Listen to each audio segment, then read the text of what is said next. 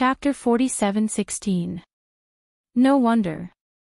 Xiaohua said in a low voice, although this guy's Confucian cultivation method can't compare to the orthodox 5 cheese unifications, it can be considered to be a unique way to temper his true qi to another extreme. He really is a genius. Sigh, even a secondary first-class Confucian family's family head is a literary star. Aren't there too many literary stars in hidden immortal continent? Princess Xia rolled her eyes at Xiaohua and explained, our Confucian 100 schools of thought, from a 9th-class family to a first-class family, all have countless years of heritage. To become a 3rd-class family, the family head must be a literary star. Even a 9th-grade origin energy literary saint cannot be. Otherwise, it can only be a 3rd-class family.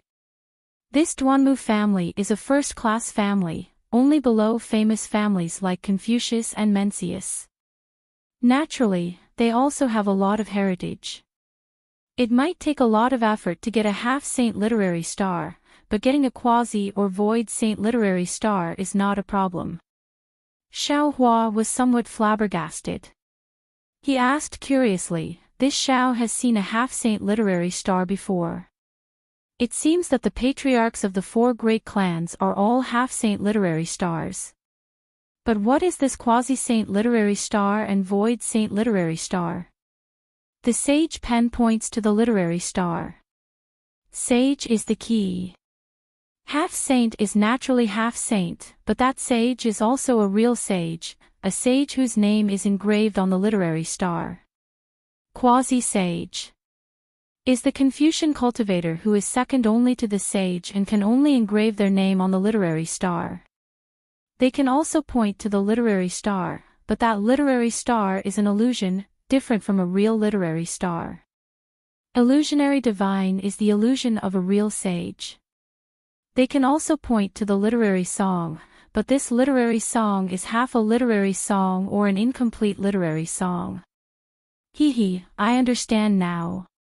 Xiaohua smiled. In the future, it is hard to find the art of teaching, so the Confucian 100 schools of thought found another way, using their own method to become a literary star. Damn it, this literary song. Is it a real literary song? Art of teaching. Princess Xia was stunned, somewhat confused. Obviously, she did not know that the art of teaching was needed to become a literary star. I spilled the beans. Xiaohua suddenly came to a realization and smiled, let's not talk about this anymore. I keep feeling that doing this is somewhat opportunistic. Sigh, the human race. Princess Xia sighed. They just like to take advantage of opportunities and cultivate properly. If they can become a literary star, then they'll be a literary star. If they can't, then they'll just become a literary saint with a 9th-grade origin power. Everyone wants to fight for the title of a literary star and leave their names in history. However, these void saint literary stars and quasi-saint literary stars are recognized by the heavenly court. Oh no! Xiaohua was originally about to mock the heavenly court, but suddenly, his expression changed drastically as he exclaimed, Duanmu Tian is in danger. As he spoke, he took out the Kunlun mirror without hesitation. With a shake of his hand, he sent Princess Xia into the Xinhua continent. He even called out, Xan, hide first. Princess Xia didn't even have time to reply before she was taken away by Xiaohua. Xiaohua's figure flickered as he teleported into the distance. Thousands of miles away from Xiaohua and Princess Xia, there was a continuous valley. The valley's scenery was beautiful, and hundreds of flowers were blooming. Layers of beautiful flowers covered the ground like heavenly weaves. It was truly a paradise on earth. However, at this moment, this beautiful field was completely surrounded by tens of millions of world-exterminating mayflies.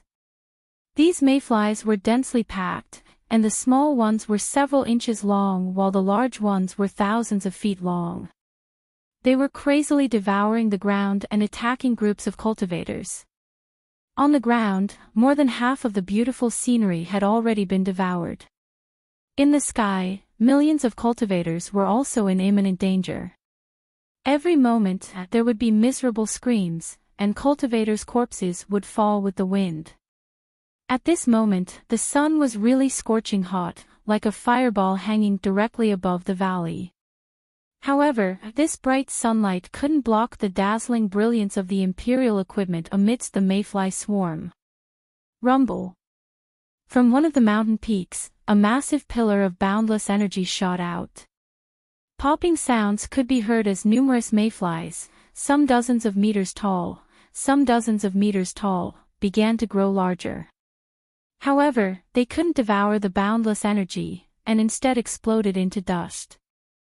Woo! After the vast chi pillar, a strange thing that was thousands of feet long flew out from a gap between the strange insects. This thing had a human face and a snake's body. Its entire body was crimson red, and there seemed to be the sun and moon revolving between its slightly closed eyes. Wasn't this the torch dragon god demon puppet that the Duanmu family had obtained from the god-fiend blood pool? As soon as this torch dragon god demon puppet appeared, it immediately had a kind of power that was like a stormy sea, and it rushed out in all directions. However, this power didn't rush out for more than a few miles. Wang wang. The whole sky rumbled again, and tens of thousands of mayflies tore through the void and surrounded this power. They even began to devour this seemingly invisible power. Gee. From the place where the torch dragon god demon puppet had rushed out, a sharp screeching sound rang out. A huge black shadow followed it like a shadow, chasing after it. A tail that was even more vigorous than a python's pierced into the void, and the hind legs that swept up the shadow ignored the distance between them. With a schwa sound, it had already caught up to the back of the torch dragon god demon puppet. Roar! The torch dragon god demon puppet seemed to have come to life, and it roared furiously. Its huge snake tail stirred up the air in midair, and it smashed towards the black hind legs of the mayfly. Boom! A huge sound rang out, and light splashed in all directions. Not only did the torch dragon god demon puppet break the hind legs of the mayfly, it also punched the mayfly's eyes, and that huge body also rolled in midair.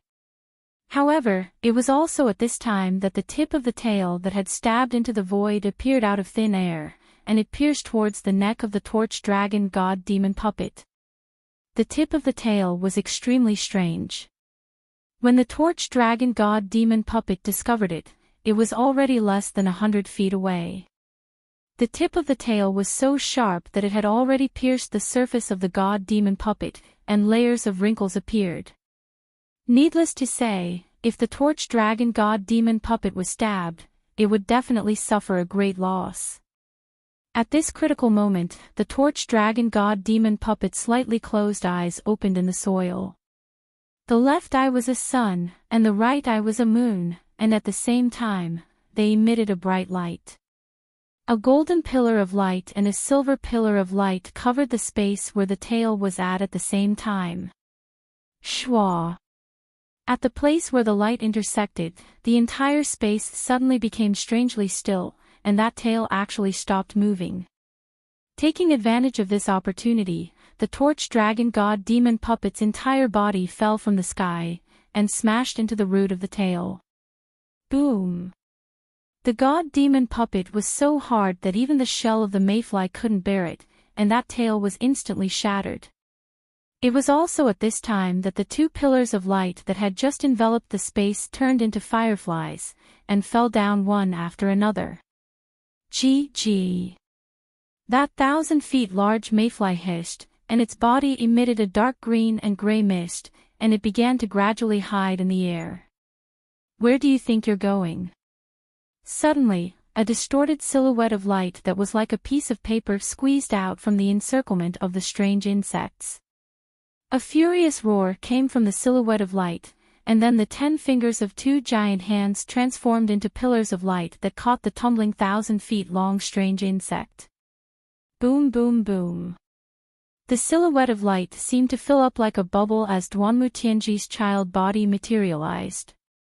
The countless pillars of light crashed into his child body, and at the same time, a rosy halo of light passed through his arms and into Fu Yu's body.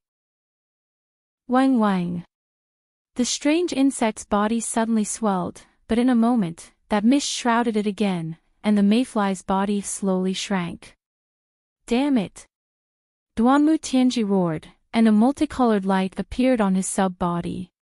This multicolored light was like clouds, and also like waves. If one looked carefully, it also looked like a jade lotus. The vast chi in the air was like a heavenly river, and almost endless. It fell into his sub-body. Naturally, the multicolored light on the sub-body's arm rushed into the mayfly's body like a torrential river. In half a cup of tea's time, the 1,000 feet large mayfly's body shrank and expanded several times, and finally, with a boom, it exploded and turned into ashes. Phew! Duanmu Tianji breathed a sigh of relief, and with a flick of his sleeve, he killed hundreds of small mayflies that pounced at him. Looking at the torch dragon god demon puppet in the distance, he shouted, "Jianqi, the god demon puppet you refined is indeed not bad, it can actually defeat a 9th grade essence energy strange insect." Reporting to family head. Duanmu Jianqi's voice came from the god demon puppet, and that voice was very arrogant. With this disciple's cultivation, I'm far from being able to unleash the power of this god-demon puppet. If you refine it, it can definitely surpass the 9th grade essence energy. I don't care about external things.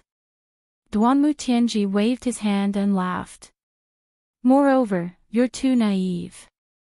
If it can surpass the 9th grade essence energy, the immortal emperor would have already found trouble with my Duanmu family. Hee hee. Duanmu Jianqi laughed mischievously. Even if it can't surpass the 9th grade essence energy, I'm afraid it won't be a problem to conquer the entire hidden immortal continent. Of course, this is also because the strange insect is powerful, otherwise, there would be no need to.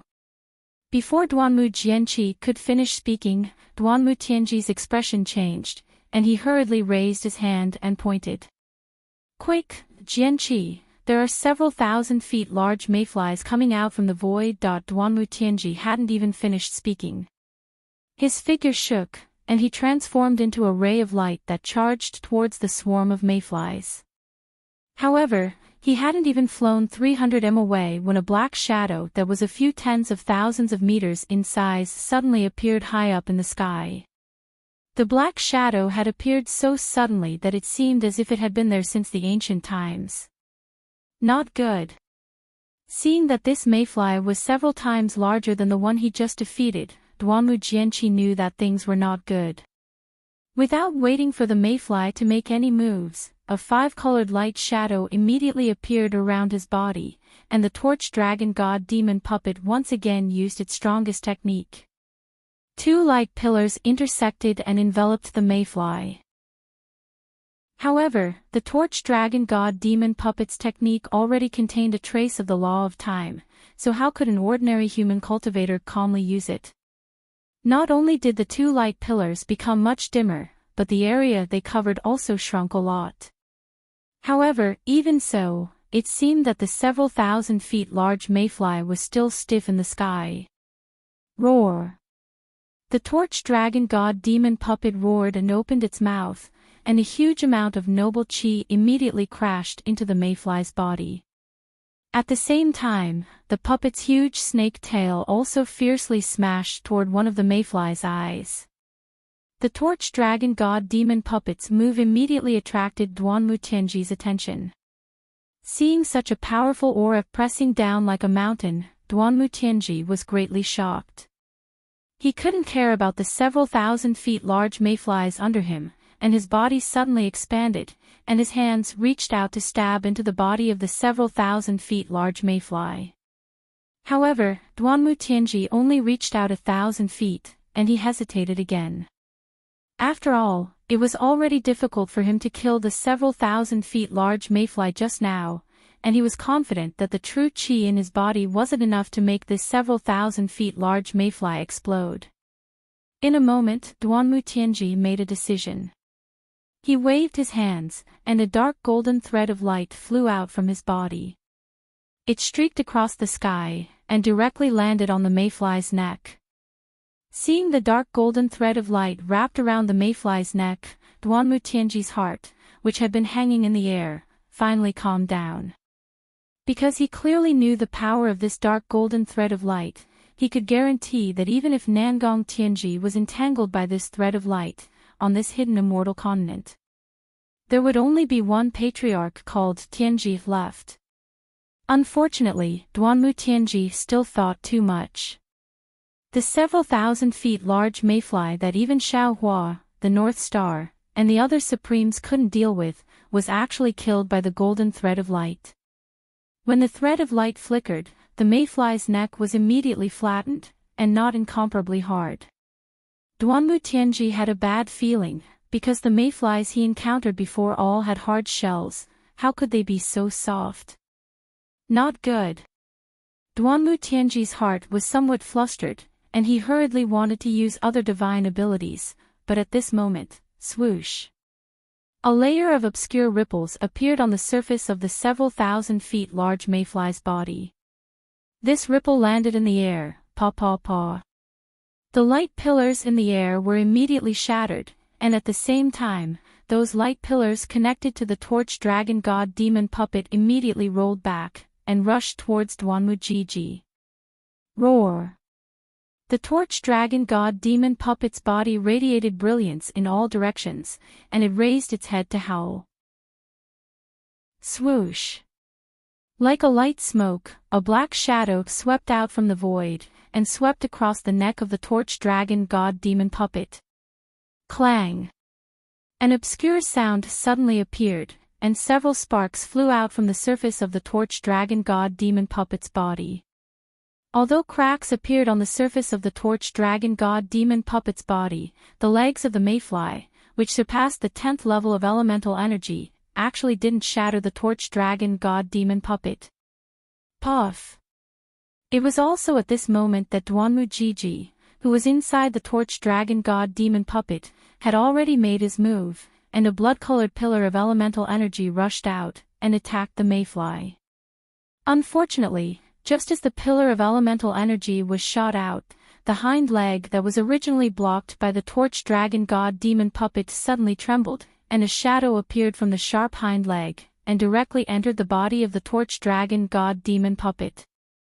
That hard body actually didn't have any resistance at all. Ah! With a miserable cry, Duanmu Jiji's several hundred feet large sub-body was hacked out of the torch dragon god demon puppet by the shadow of the torch dragon god demon puppet's hind leg. Moreover, just as Duanmu Jiji's sub-body appeared, it was immediately split in half, and flesh and blood splattered everywhere, and the flesh that fused with the sub-body turned into fragments. Facing the torch dragon god demon puppet, Duanmu Jiji, who had lost the protection of the torch dragon god demon puppet, was simply no match for the torch dragon god demon puppet. Not to mention Duanmu Jiji, at the same time, just as Duanmu Tianji was about to backhand his sub-body to activate another divine ability, the tip of the torch dragon god demon puppet's tail silently poked out from the void inside his sub-body, and instantly destroyed Duanmu Tianji's sub-body.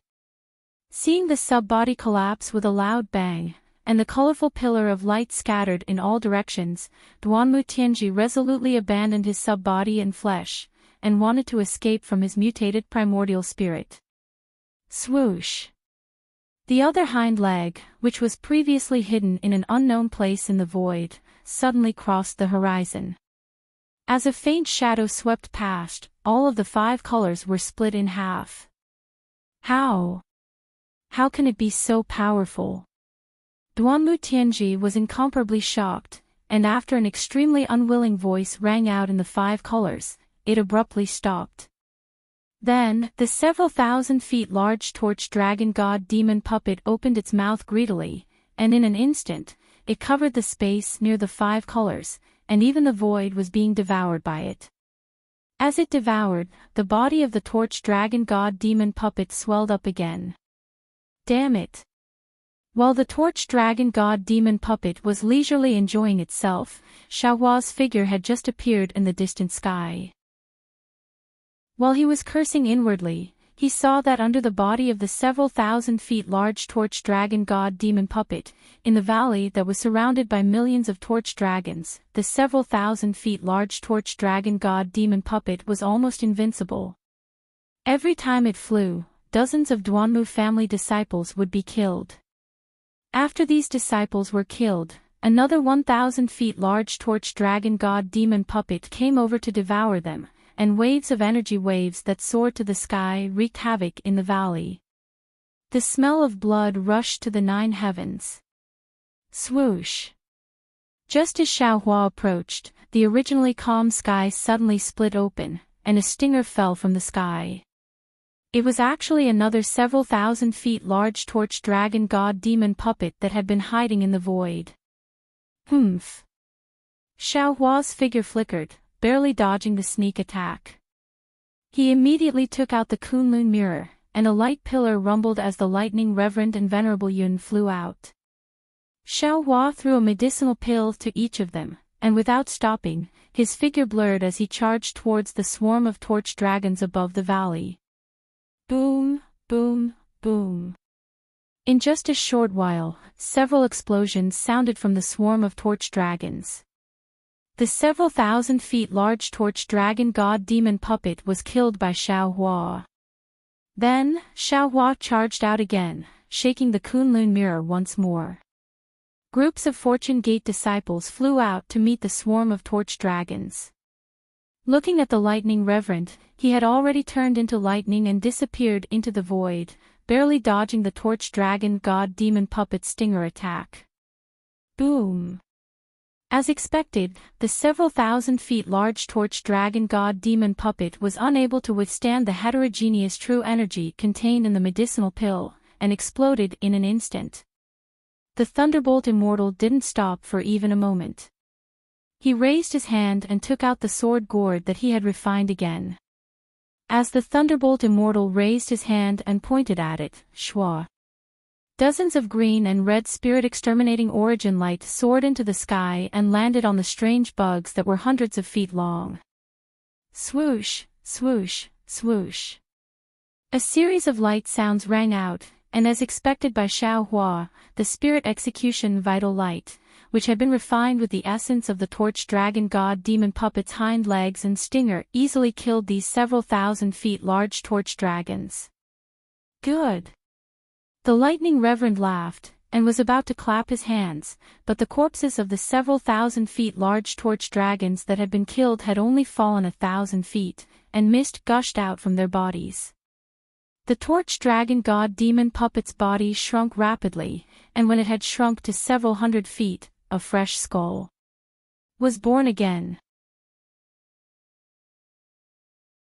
Chapter 47:17. Fuck. The lightning reverend was dumbfounded. This. How can we live like this? Why can't we kill these strange insects? Kill. The lightning reverend was enraged. He sent out the soul-punishing light to kill the mayflies again. Fortunately, the lightning reverend was patient. He killed the mayflies several times before they were reduced to the size of black dots. Even so, the mayflies were still alive.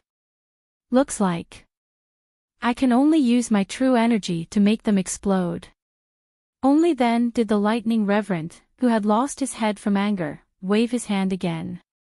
Several lightning bolts fell, and the true energy contained in the lightning bolts exploded the mayflies. At this time, Reverend Yun, who had killed another mayfly, flew over and mocked, "Fellow Daoist Xiao has already tried, but you don't believe me. What's wrong? I don't believe it." Seeing that Reverend Yun had unleashed a vast dragon energy that caused one after another mayflies to explode, Lightning Reverend straightened his neck and retorted. Reverend Yun didn't want to argue with this idiot.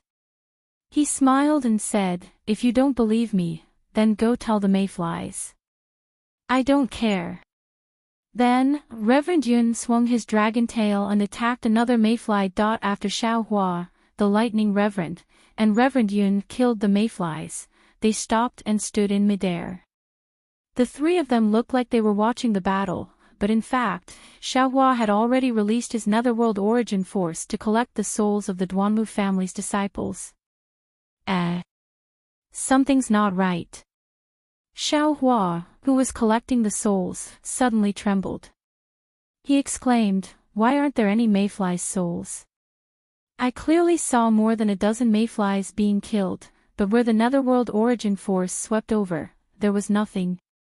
Could it be that the mayflies don't have souls? Impossible, right? Every living being has a soul." Reverend Yun was also stunned. Perhaps these mayflies are from the upper realm, and fellow Taoist can't collect them. Impossible. The lightning reverend immediately retorted, "When we were in the ruins and on the desolate continent, we also collected souls from the upper realm. Currently, on the Xinhua continent, many of our Fortune Gate's outstanding disciples are probably reincarnated from the souls we collected back then." Perhaps. Xiao Hua pondered and said, "It's because the mayflies don't have souls, all the living beings they devoured and killed can't enter reincarnation. Ask fellow Taoist Wu to come out and see." The lightning reverend laughed. "True." Xiao Hua nodded. "Taoist Wu, ever since he come out, he has been in seclusion. It's time for him to come out." Unfortunately, when Xiao Hua's mind entered the space, the witch priest's figure turned into a dark green bone flower. Waves of obscure and strange green seal script appeared around him like flowers blooming and withering. It was obvious that he had reached the key point of cultivation. Taoist to come out. The moment Xiao Hua came out, the lightning reverend and Reverend Yun understood. Reverend Yun looked around and said, "Fellow Taoist, if there's nothing else, I will also go cultivate." "I will go too." The lightning reverend was unwilling to be left behind. "If I don't cultivate, I'll be overtaken by that strange thing." The lightning reverend threw the sword gourd to Xiao Hua and followed Reverend Yun back to the Xinhua continent. The number of mayflies besieging the Duanmu family was much more than the number of mayflies besieging the high cloud side hole. This time, the battle had gone on for more than 10 days before it came to an end. At this time, the valley was no longer able to take its original shape. The small red mayflies had swallowed a layer of the ground, and the newly exposed land was dyed a reddish-brown by the blood of the Duanmu family's disciples. In less than 10 days, half of the Duanmu family's disciples had fallen. Even among the Fortune Gate's disciples, although Xiao Hua had sent out disciples with a cultivation of grade 4 and above, 20% of them had fallen in this great battle. If it weren't for the fact that Xiao Hua could store their souls into his space, he would be heartbroken. As dusk fell, the land was dyed red with blood. Although there were still some mayflies that escaped aimlessly into the void, the Duanmu family and Fortune Gate's disciples were too tired to chase after them, thus they let them escape into the void. Sigh. Xiao Hua's heart ached. He raised his hand, and a giant lightning hand several hundred li wide appeared. Rumbling noises resounded as the giant lightning hand fell into the void. Puff, puff, puff, puff.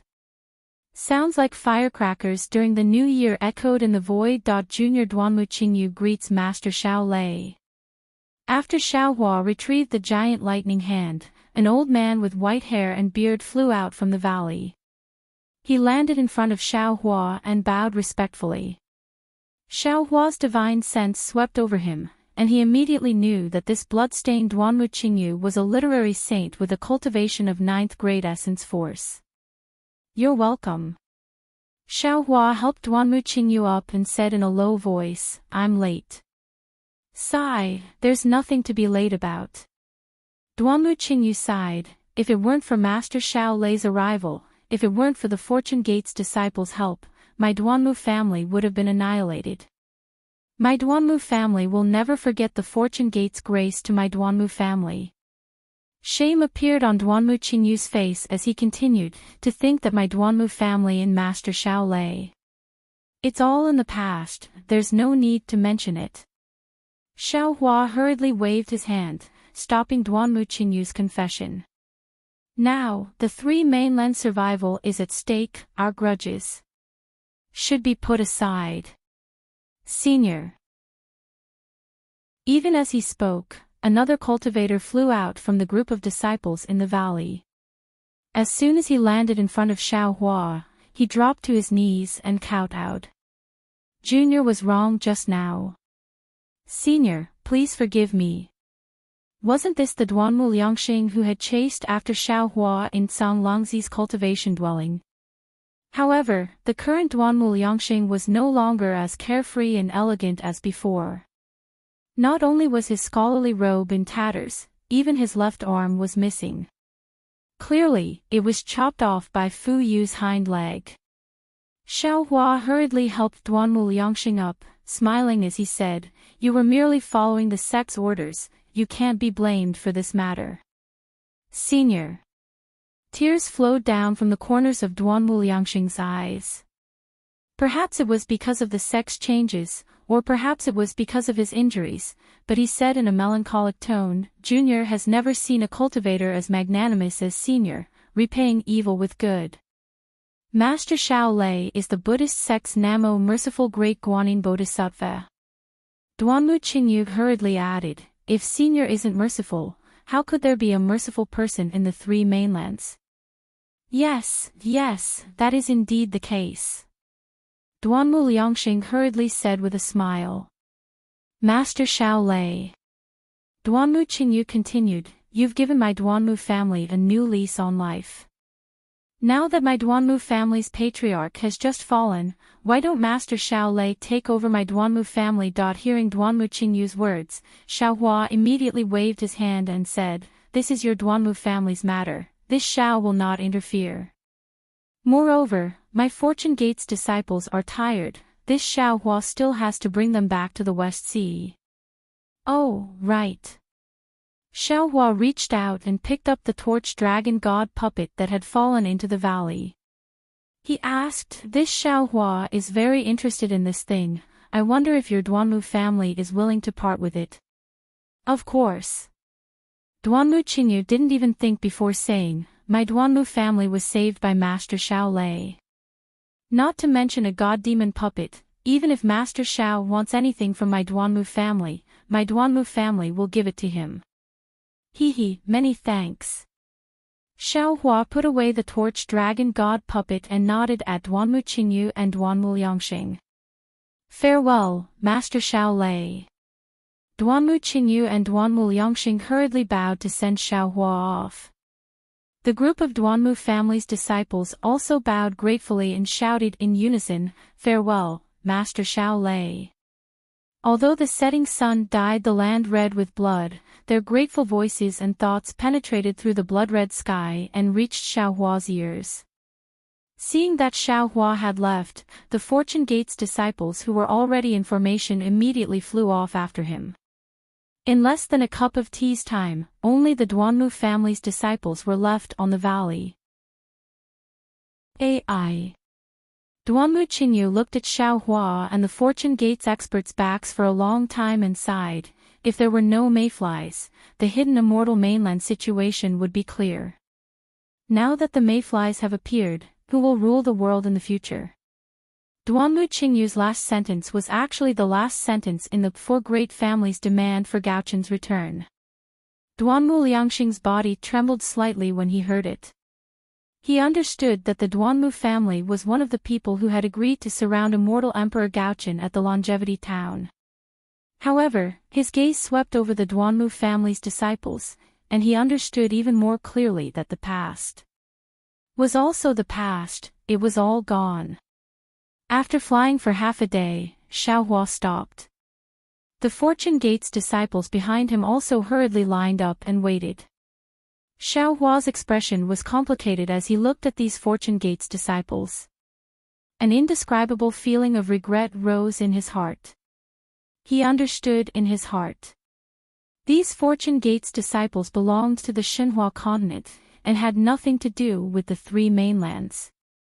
What world-extinguishing mayflies, what Taoist and Confucian wars, to them? They were nothing. However, because of themselves, because of the kindness in their hearts that others could not understand, they were forced to get involved. The soaring Dragon Mountain Range was like this, Chamu Cliff was like this, and today's Duanmu family battle was also like this. Although these Fortune Gates disciples lived on the Xinhua continent, Xiaohua felt that they had the right to know and the right to choose.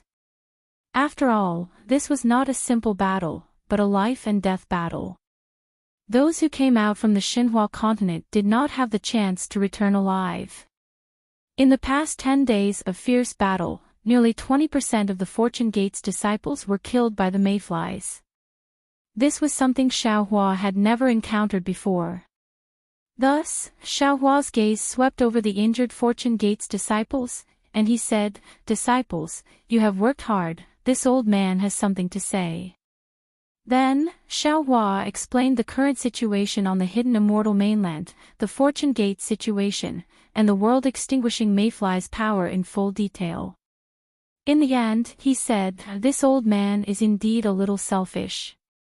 After all, the three mainlands and 4 seas have billions of lives, this old man cannot bear to see them go extinct. Therefore, this old man wants to save the world with my own strength." Unfortunately, the 3 mainlands cannot be compared to the previous. That mainland, this old man's strength was too weak. This old man had no choice but to borrow the strength of my Fortune Gates disciples to bring all of you out from the Kunlun immortal domain. Sect Master. Before Xiaohua could finish, the several hundred disciples in front of him had already shouted, "We were Fortune Gates disciples in life, and Fortune Gates ghosts in death. Everything we have is given to us by Sect Master, we are willing to follow Sect Master to exterminate the mayflies. We can die without regrets." Xiaohua's eyes were brimming with tears as he looked at these adorable disciples and smiled faintly. In the past, when this old man was alone, it was extremely easy for this old man to say such bold words, but now, this old man has the Fortune Gate, and the people I love, so there are many more concerns. Judging others by my own standards, this old man also knows your situation. Today, this old man has made things clear so that you can make a choice. You have your own lives in the Kunlun immortal domain on the Xinhua continent, and you also have your own loves and pursuits. This is your own right, this old man will not force you to sacrifice your lives for this old man's interests. Therefore, when you return to the Xinhua continent, convey this old man's words to the Fortune Gates disciples, so that they can understand and make a choice. If you are willing to follow this old man and fight for the unrelated human race, dragon race, and demonic beast race, then be prepared. The next time there is a bloody battle, this old man will invite you out of the Xinhua continent to fight. If you are unwilling, then you can do whatever you like, this old man will not force you. Sect Master. The group of disciples still wanted to speak, but Xiaohua smiled faintly. He took out the Kunlun mirror and sent all of them into his space. Life and death matters were easy to talk about, but extremely difficult to do. Moreover, Xiaohua knew that these eager disciples were sincere in their thoughts, but if they returned to the Xinhua continent and thought about it again, and then discussed with their relatives and friends, there might be a different outcome. After accepting these disciples, Xiaohua pondered for a moment, then invited Princess Xia out. Princess Xia looked around and hurriedly asked, "Xiaohua, what's the situation? The Duanmu family should be crippled." Xiaohua's expression was cautious as he explained the situation. Hearing that Duanmu Tianji had also died, Princess Xia frowned slightly. She thought for a moment and said, "Xiaohua, Duanmu Qingyu is right, you should go down. The 100 Confucian family's foundation is far from what you can imagine. What you saw was only the Duanmu family's superficial casualties, but what about the Duanmu family's private forces? They might not have suffered any losses. Of course, Duanmu Tianji's death really surprised me. Perhaps he was too careless. However, for any Confucian family, the patriarch is a representative, a leader, but the family's strict ancestral laws are enough to ensure the family's normal existence. Xiao Hua should go and help Duanmu Qingyu one more time, in the future. It will also be beneficial to the fortune gate. Princess Xia didn't blame Xiao Hua. Instead, she spoke tirelessly and gently reminded him. Xiao Hua smiled and said, "It's not that I don't want to go to the Duanmu clan. It's just that the hidden immortal continent is filled with danger. A mere Duanmu clan is nothing in my eyes. Of course, I also admit that I don't know Confucian families as well as you, and I didn't expect that the Duanmu family, which lost so many disciples, might not be damaged. A crafty rabbit has 3 burrows, and the Duanmu family might have other foundations. However, the crisis is beyond my expectations. I am too lazy to think too much about these trivial matters. A monster bug king surpassing the 9th grade of essence force." Princess Xia keenly sensed Xiao Hua's misgivings, and asked considerately. "That's right." Xiao Hua nodded solemnly. Previously, I and the other exalts felt that since it surpassed the 9th grade of essence force, it had already surpassed the laws of heaven and earth of the 3 continents, and it must be a monster bug king. Even if this monster bug king exists, it is extremely rare. In fact, this rare is also our pessimistic thinking. In my opinion, maybe 1 or 2 would be enough. However, from the situation of the Duanmu family's attack today, this monster bug king might be an ordinary monster bug. In the future, it will be normal to see a monster bug king in a swarm of bugs. According to Xiao Hua, a monster bug king seems like even His Majesty, the golden-winged great rock, and the Dipankara archaic Buddha are unable to kill it. Princess Xia's expression changed, and she said in shock, Then wouldn't the 3 continents really have no way to survive?" "That's right." Xiao Hua nodded. "As of now, this monster bug king can only be exterminated by this Xiao's pills. This Xiao naturally wouldn't be stingy with these pills, but what if I run out of pills? Then it will only be a hopeless situation. There is no way out to other worlds, and there are no flaws in the immortal formation. The monster bug king. Even the exalts of the various sects are no match for it." Princess Xia's face turned pale, and she groaned, "Our 3 continents have really fallen into a hopeless situation. The hopeless situation is already in front of us, but we haven't fallen into it yet." Xiao Hua bit his lips lightly, and said, "We still have time to think of a solution. From the current situation, for some unknown reason, these mayfly monster bugs haven't attacked us en masse, and instead, they are attacking some blessed lands. His Majesty the Immortal Emperor has already issued an edict, and our human race and monster race have already started to take the initiative to attack. Perhaps we can seize the initiative." What makes this Xiao the happiest is that the mayflies don't seem to be particularly interested in ordinary humans. Unless there are special circumstances, they won't attack ordinary people. Bugs are bugs. Princess Xia nodded, and said, "They only choose to devour true qi that they are interested in. However, it is precisely because of this blindness that ordinary people are also likely to be accidentally injured."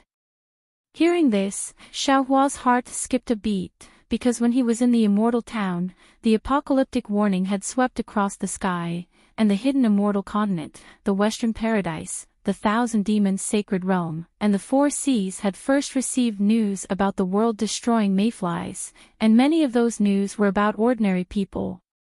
However, judging from the recent situation, the number of casualties among ordinary people had decreased again.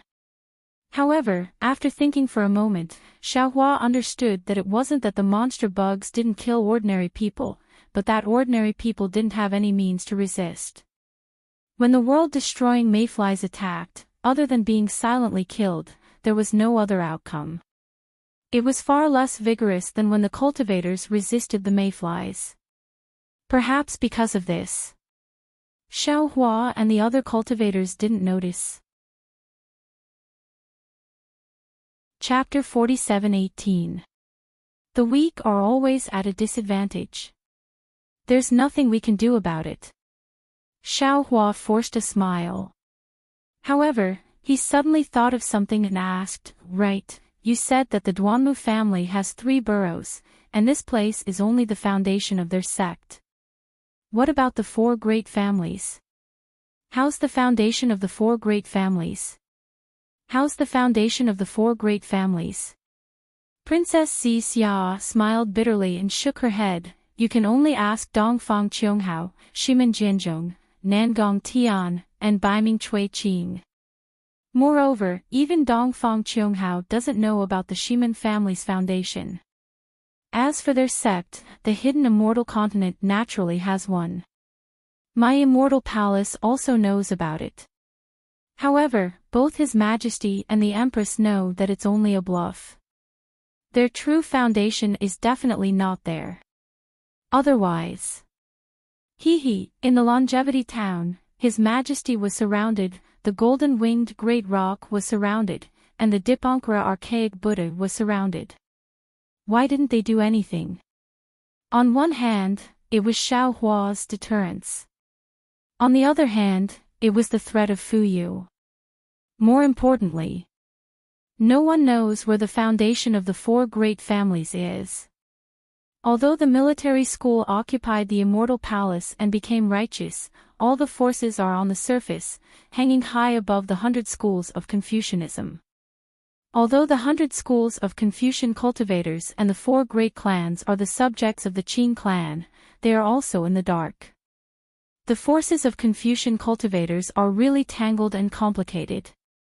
Xiaohua couldn't help but sigh. Fighting with the heavens is endless fun. Fighting with the earth is endless fun. Fighting with humans is even more so.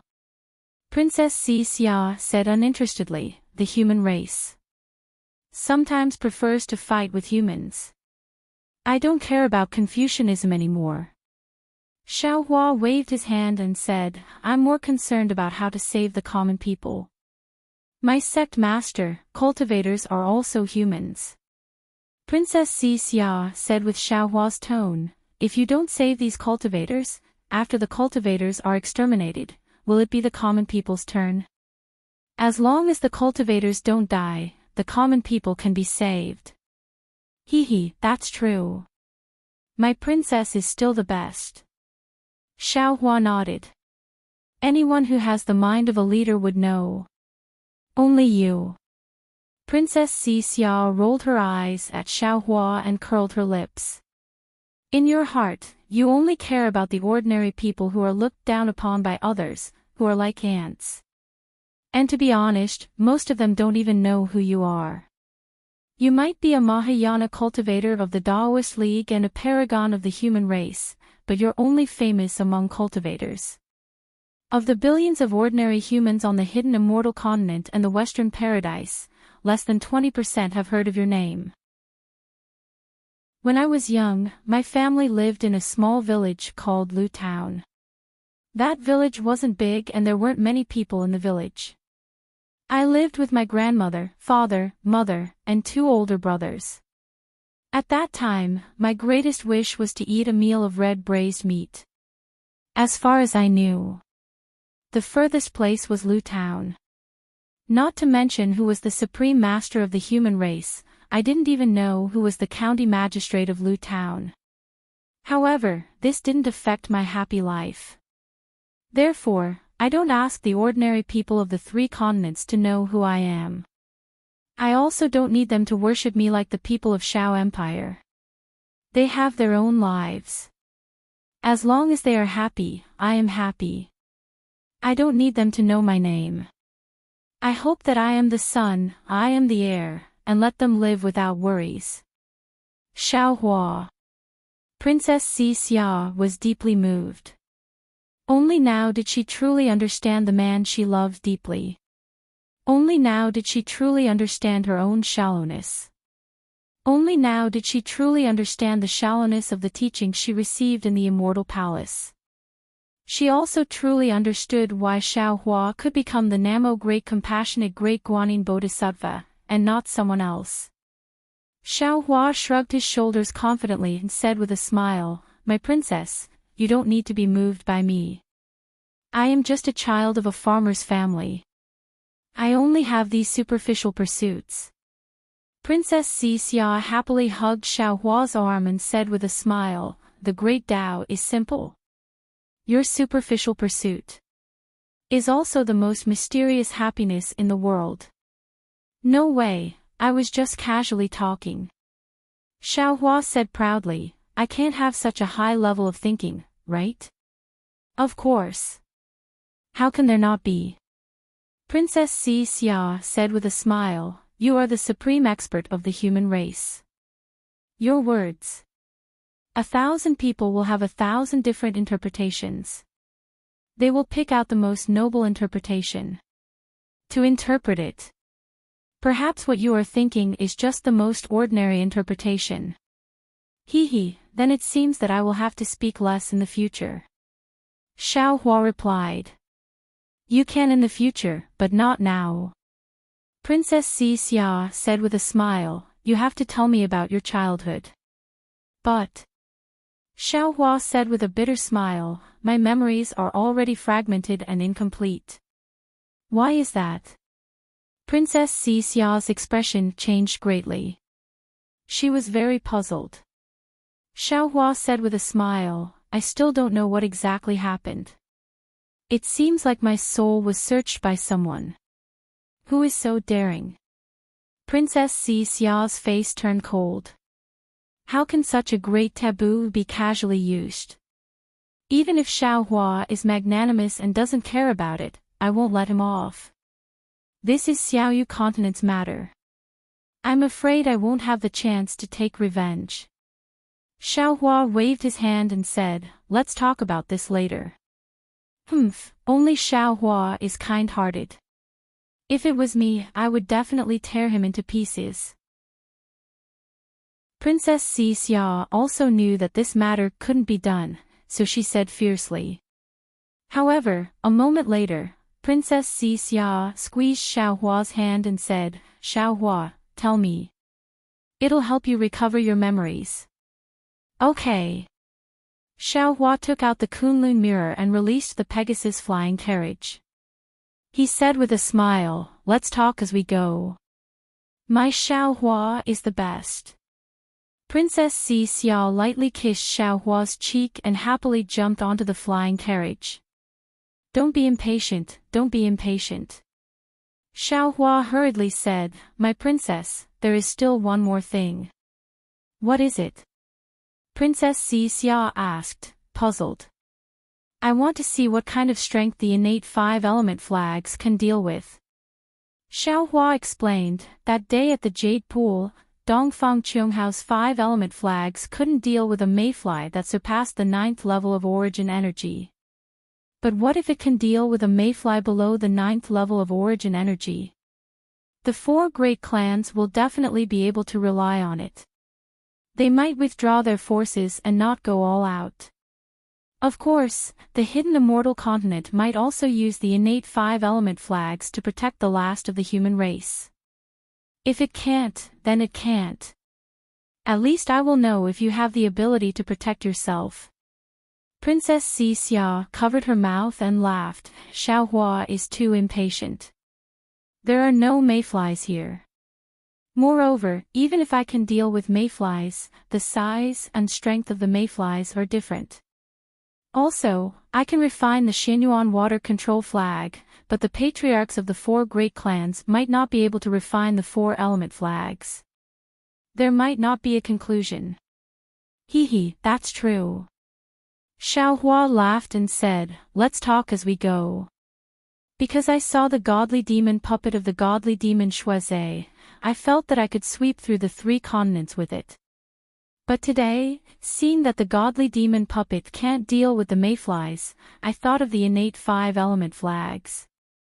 Since that's the case, Princess Xia suggested, Xiaohua shouldn't place too much hope on the innate 5-element flags.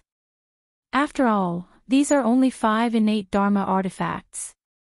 It's impossible to protect the 3 continents, and the people you care about the most. It's even more impossible. That's right. Xiaohua sighed and also jumped into the flying carriage. He laughed bitterly and said, I'm like a person who fell into the water. I want to grab every single strand of water plant. I don't want to give up any chance. Actually, Princess Xia leaned her head on Xiaohua's shoulder and said, there are countless cultivators in the 3 continents. The one who shouldn't panic the most is you. But you are more anxious than any of them. I'm just worried for nothing. Xiaohua moved his shoulder to let Princess Xia lean on him more comfortably and answered helplessly. Princess Xia liked Xiaohua's thoughtfulness. She took the initiative to pull Xiaohua's hand from her back and waist and said with a smile, tell me about your childhood stories. Okay. Xiaohua nodded. He released the netherworld origin power and absorbed the wandering souls in the hidden immortal continent into the dark side of the space. At the same time, he found fragments of his scattered memories and told Princess Xia stories from the distant past. Time always passes quickly, and happiness is always shallow. No one can stop the footsteps of time, and no one can be satisfied with their own happiness. Along the way, with Xiaohua accompanying her, there were laughter, memories, sweetness, and warmth. Princess Xia didn't want the flying carriage to reach Xiao Empire so quickly. However, there is always an end to the road. One day, Princess Xia was leaning on Xiaohua's solid shoulder and listening happily. Suddenly, she felt Xiaohua's body move slightly. Princess Xia was immediately alarmed. She hurriedly stood up and asked, what's wrong? What I'm afraid of has come. Xiaohua's eyes narrowed. His face was as calm as water as he looked ahead and said angrily. However, it was only for a moment. His eyebrows were the same again, and his face became even more strange. He asked curiously, she? Why is she here? What are you talking about? Princess Xia was puzzled. However, she didn't use her golden pupils. She knew that her cultivation was far inferior to Xiaohua's. Why are you talking about it so randomly? Who do you think she is? Xiaohua replied snappily. Naturally, she is afraid of the mayflies. Princess Xia said, if the mayflies besieged Xiao Empire, it wouldn't be strange. Along the way, we also encountered many mayflies attacks. However, who is that she you mentioned in the end? What do you think? Xiaohua said and took out the Kunlun mirror. Damn it! Seeing Xiaohua take out the Kunlun mirror, the pure and beautiful Princess Xia immediately understood something. She scolded angrily, why is there no end to it? Does she want people to give her face or not? Xiaohua activated the Kunlun mirror and pulled the Thunderbolt spiritual master out of the space. Seeing that Xiaohua called him out, the Thunderbolt spiritual master's face was filled with unhappiness. He muttered, fellow Daoist, don't favor one and discriminate against the other. Daoist witch's strength has already surpassed I. Why don't you pull him out? Why do you make I come out for everything? Your own matters naturally have to be dealt with by yourself. Xiaohua snappily pointed forward and said, she has already chased you all the way to Xiao Empire. Do you still want I to? Wipe your ass. Who? Who dares? The Thunderbolt spiritual master immediately became arrogant. His divine sense rushed towards the distance like a wave. However, when he saw who it was, his imposing manner immediately dissipated. However, a moment later, he coldly snorted again. His figure turned into lightning and rushed into the sky. He shouted, "Fellow Daoist, don't worry. Today, I will give you an answer. I don't believe that I can't shake her off." Humph. Damn it. Xiaohua knew that the Thunderbolt spiritual master was inhumane. He hurriedly shouted, "You must not take her life. If I don't kill her, how can she leave?" The Thunderbolt spiritual master coldly replied, "It can't be." Princess Xia was dumbfounded. She opened her mouth, wanting to say something. After all, the root of this matter was the Thunderbolt spiritual master's immoral character. However, Princess Xia was afraid of hurting the relationship between Xiaohua and the Thunderbolt spiritual master, so she kept her mouth shut. She then hurriedly shouted, "Darling Xiao, quickly, don't let the Thunderbolt spiritual master take sister's life." The sky above Xiao Empire was also filled with world destruction mayflies. Fortunately, these world destruction mayflies were not as big as the ones that had attacked the Duanmu family. Most of them were less than 10 zhang, and only a few were several hundred zhang or even several hundred zhang. Even so, the number of world destruction mayflies was too large. The Fortune Gate disciples guarding Xiao Empire were far from enough to block all the world destruction mayflies. These disciples would fly to the east side to kill the world destruction mayflies, and when the sky was clear, they would immediately fly to the west side to defend. It was a chaotic scene. Fu Jiwen was an inner disciple appointed by Xiaohua to guard Xiao Empire.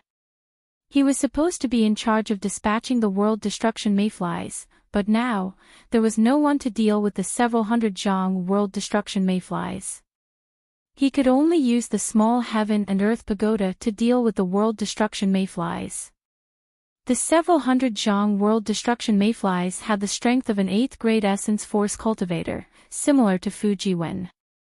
Moreover, the surface of the world destruction mayflies was tough, and Fu Jiwen's heaven and earth pagoda could not break through them. Every time a world destruction mayfly's stinger or hind leg slashed through the void, Fu Jiwen could only dodge or use the heavenly book's runes to block. He was already at a disadvantage. In Fu Jiwen's right hand, there was a variant true chi pellet given to him by Xiaohua. He could kill the several hundred zhang world destruction mayflies at any time, but Fu Jiwen did not dare to do so. Because when he saw the swarm of world destruction mayflies, he had a feeling that there were more powerful world destruction mayflies hiding in the void. He could still block the 8th grade essence force world destruction mayflies, but if the 1000 zhang world destruction mayflies appeared, he would lose his medicinal pellet. That would mean that he, the Fortune Gate's disciples, and the Xiao Empire's citizens would all be killed by the world destruction mayflies. Fu Jiwen's thoughts were not wrong, but his hesitation had thrown the battle into chaos. The disorder exhausted the Fortune Gate's disciples. Gradually, the world destruction mayflies broke through the Fortune Gate's disciples' defenses and landed on the ground's matured seeds and soil. Damn it! Fu Jiwen had already seen this and cursed inwardly. Just as he was about to leave the battle, swoosh sound was heard as the world destruction mayfly's stinger pierced through the void, shattering the talismans around him. Fu Jiwen was alarmed and hurriedly calmed himself down. Puff! The stinger pierced through his sleeve. Fortunately, it did not injure him. Sweat dripped down Fu Jiwen's forehead, but he did not dare to hesitate and teleported again. Just as he left the original spot, a swoosh sound was heard as the world destruction mayfly's hind leg chopped down. Humph! Just as Fu Jiwen was stuck between a rock and a hard place, a cold snort sounded from somewhere in the Xiao Empire. Then, a four-colored cloud rose into the sky, and a beautiful woman in plain clothes flew into the sky under the protection of another beautiful woman. Although this woman was wearing plain clothes, it was unable to conceal her peerless elegance. Her every movement exuded an indescribable elegance and grace. Looking at this woman's thin lips and sorrowful almond-shaped eyes, wasn't she Princess Qingqing? Then, the woman beside Princess Qingqing was naturally Yu Xiaojing. Princess Qingqing's figure landed on the ground, and a golden light flickered in her eyes. She looked at Fu Jiwen for a moment, then called out, "Fu Jiwen, I'm indebted to you for taking me in these past few days. Today, I'll help you." Then, Princess Qingqing shouted, "Fortune Gate's disciples with 7th grade origin energy, listen to my command. Form a long snake formation and increase the distance between each other as much as possible. Make sure that the world destruction mayflies with 6th grade origin energy and below can pass through, and only block the world destruction mayflies with 7th grade origin energy." Princess Qingqing was clearly using the deafening divine ability of a Confucian cultivator. Her voice reverberated in the air above the Shao Empire, as if she was giving orders to every Fortune Gate's disciple. Unfortunately, Princess Qingqing was still Princess Qingqing. Although she had a noble status, none of the Fortune Gate's disciples obeyed her command. Damn it! Princess Qingqing was slightly angered, and shouted, "Fu Jiwen, if you don't want the Shao Empire's people to die in the mouths of the world destruction mayflies, then hurry up and follow my command. I know my cultivation is not as good as yours, but I know how to arrange troops. All right." Fu Jiwen thought for a moment as he dodged the world destruction mayflies. He gritted his teeth and said, "Disciples, listen to Princess Qingqing's command." Yes. Receiving the order, the Fortune Gate's disciples with 7th grade origin energy quickly formed a long snake formation, increasing the distance between them and the world destruction mayflies. This is a good disciple of the Lightning Gate.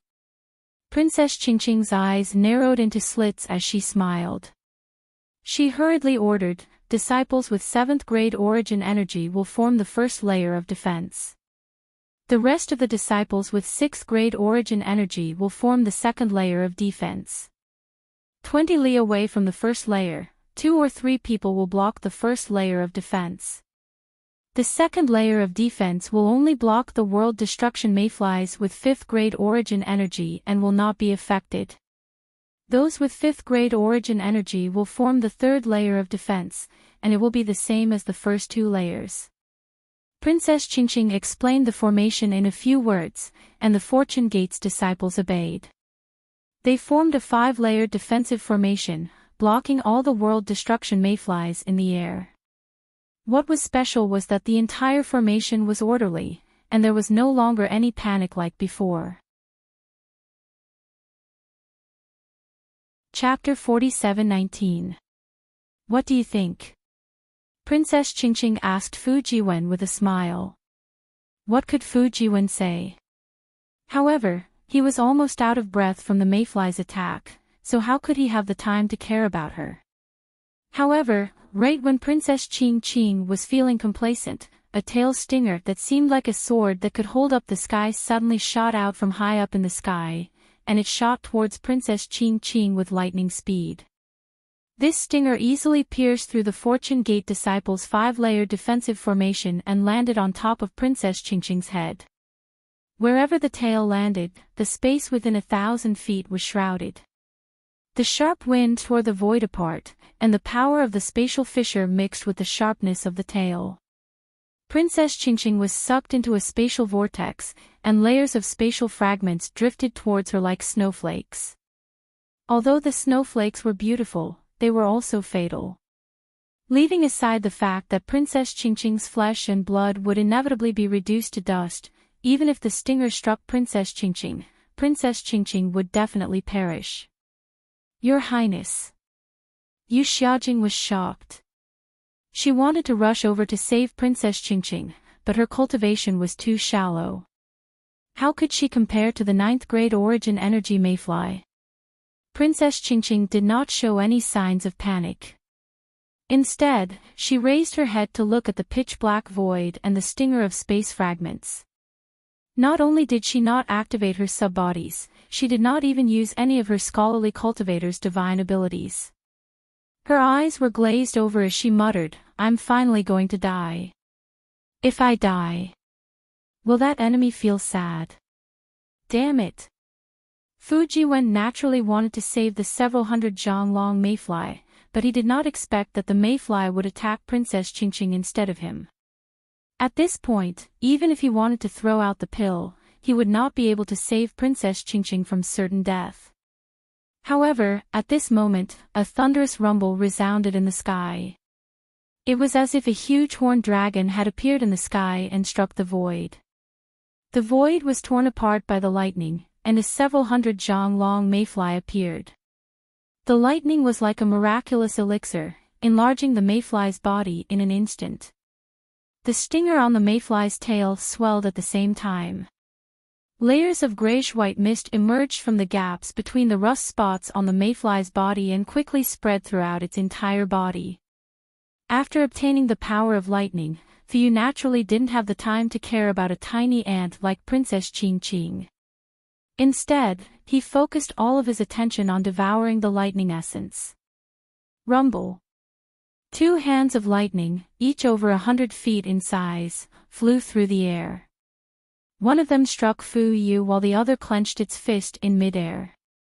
Not only did it shatter the spatial rift, but it also grabbed Princess Qingqing.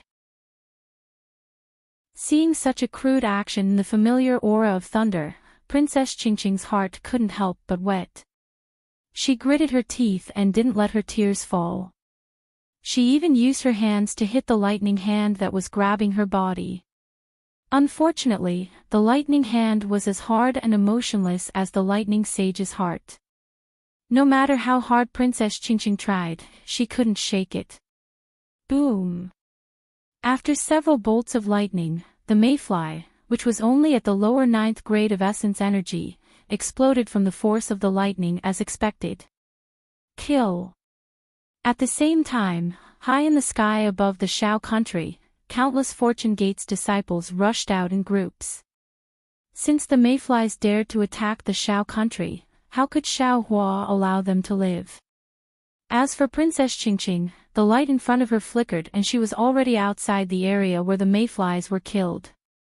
After the lightning hand disappeared, the lightning sage's ashen face appeared in front of her. "You." Princess Qingqing only managed to say one word before she couldn't say anything else. The grievances that she had been suppressing turned into hot tears that flowed down her cheeks. Tears might be able to move Shao Hua, but in the lightning sage's eyes, they were merely tears. They were meaningless. He coldly asked, "Why did you come here instead of staying in the immortal palace and being your princess?" "You." Princess Qingqing bit her lips until they were bleeding. She only managed to say one word before she didn't know what else to say. However, when she used her sleeve to wipe away the tears on her face, she raised her head and revealed a stubborn and cold face. However, on this cold face, a pair of sorrowful eyes were especially striking. Princess Qingqing's voice was filled with grief and indignation as she screamed at the top of her lungs, "Didn't you see everything during the Jade Lake Conference? I have already confessed to the world in front of all the sovereigns. I have already given you my chastity. How can I still have the face to stay in the immortal palace? How can I dare to stay in the immortal palace? After the Jade Lake Conference, I lost the title of princess. If it wasn't for Mother secretly letting me go, I'm afraid I wouldn't even be able to come to the Shao country. I would have already been sentenced to death by His Majesty." "Chastity? What is chastity?" the lightning sage asked indifferently. "You." Princess Qingqing only managed to say one word. She was so angry that she couldn't say anything else. How could she say that her chastity had been humiliated in front of a man? She gritted her teeth and continued, "Princess Xia merely lost half of her heart and was suppressed by His Majesty in the Longevity Town for several hundred years. Now, I've lost the chastity that Confucian cultivators value the most. I've lost the face of the immortal palace. If I don't escape, the only thing left for me is death. If you want to die, so be it. What does it have to do with I? The lightning sage's expression remained unchanged. Princess Qingqing's heart instantly turned cold. She really didn't understand. With such a beautiful appearance, she had to lower herself to beg this person. Although she didn't say it out loud, but did he not understand? Could it be that he was so heartless? I do want to die. Princess Qingqing gritted her teeth and said, but even if I die, I want to die in front of you. I want to tell you that I'm dying for you. I want you to feel uneasy for the rest of your life. I want you to never forget me for the rest of your life. Hee, impossible. The lightning sage laughed coldly and said, what's so good about you? How can I not forget you? You. Princess Qingqing had never met such a heartless man in her life. She was truly speechless. It was as if the word warmth didn't exist in this man's words at all. Lei Ting. Princess Qingqing finally abandoned her strong shell and begged a man for the first time in her life. When this concubine left Jade Lake, Imperial Mother secretly told this concubine to be gentle to men, to be true to men, to be docile to men. But I've always wanted to be strong. I've never known the word gentle. I know I'm not good, but apart from you, no one else wants me. I don't have a home, I don't have any relatives. If you don't want me, then I can only die. Lightning, I'm begging you. Scram. The lightning sage rolled his eyes and slapped Princess Qingqing's face. This slap didn't just cause Princess Qingqing's face to swell, it even sent her body tumbling in the air. Your Highness. Yu Xiaojing cried out in pain from afar. She wanted to fly over. Stop. Although Princess Qingqing couldn't stand properly, she still coldly called out, this is a private matter between me and Lightning. You don't have to interfere. But Yu Xiaojing anxiously said, but this lightning sage has a heart of stone. Your Highness. You'll die in his hands. Die. At this point, do you think I'm afraid of death? I'm more than happy to die in Lightning's hands. Princess Qingqing laughed and flew over. She looked at the Thunderclap immortal with tender eyes and said gently, Thunderclap, I never thought that I would love a man so deeply. I also never thought that I would fall in love with a Taoist cultivator. But when this love came, only then did I know. Scram. Before Princess Qingqing could finish, the lightning sage waved his hand and sent her flying. However, Princess Qingqing still climbed up and struggled to fly in front of the lightning sage. She still said, I knew I'm a woman. I need a man to protect me. I was heartless and cold-blooded because I didn't understand love. I'm afraid of the feeling of being loved. I'm also afraid of being given to the 4 great families as a gift by His Majesty. Scram. The Thunderbolt Immortal was somewhat impatient. This time, he actually lifted his foot and kicked Princess Qingqing several hundred feet away. He continued to say, I've never seen a woman as cheap as you. I don't want you anymore and you're still pestering me. If you come over again, don't blame me for being ruthless. Blood was dripping from the corner of Princess Qingqing's mouth, but she still forced a smile and flew over. Your Highness. Yu Xiaojing knelt in the air and cried, don't lower yourself like this. He'll really kill you. Lightning, I know you don't love me, and I know you don't like me. She definitely won't let me appear in the Fortune Gate. Princess Qingqing was full of smiles. Her beautiful face was flushed with blood, and it was incomparably beautiful. But the world is so big, and there's no place for this concubine anymore. If you don't like this concubine, and think that this concubine is like a mosquito disturbing you, then do it.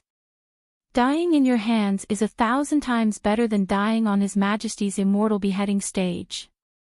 I beg you, do it. I don't want to live in this heartless world anymore. Hee hee. The Thunderbolt Immortal sneered. He grabbed Princess Chingching's slender neck with one hand as if he was grabbing a chick. He said, "Do you think I don't dare to do it? Even if you are a princess, if I kill you, old man Gauchen won't even dare to fart." He. Princess Chingching felt like she couldn't breathe. Her vision darkened, and she saw stars. She knew that the lightning sage really wanted to kill her. However, when she saw the Thunderbolt Immortal's sinister smile, Princess Chingching actually felt relaxed. Strangely, she didn't feel any hatred. Her face was flushed and blood was flowing. Her bloodshot eyes were still rippling with happiness. It was as if being able to be with the Thunderbolt Immortal at the last moment of her life was also a happy thing. In the distant sky, Princess Xia was anxious. Previously, when the lightning sage knocked Princess Chingching down several times, she still had a cold smile on her face.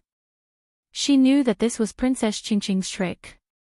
However, in the end, when she heard Princess Chingching's words and saw how Princess Chingching was unafraid of death and how the lightning reverend was about to kill her, she suddenly understood that she might have been wrong about Princess Chingching. In this world, if there was only one force that could change people, that would be love.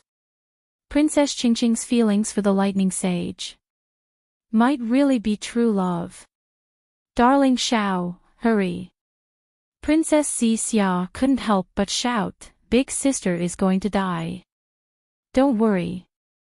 Although Xiao Hua's heart was burning with anxiety, he could clearly feel that the Thunderbolt Immortal's emotions were fluctuating and changing like a stormy sea. If nothing unexpected happened, the Thunderbolt Immortal had also reached the crucial moment of his human nature. "What do you mean don't be anxious? Hurry." Princess Xia made a prompt decision and roared, "Stop the lightning sage immediately."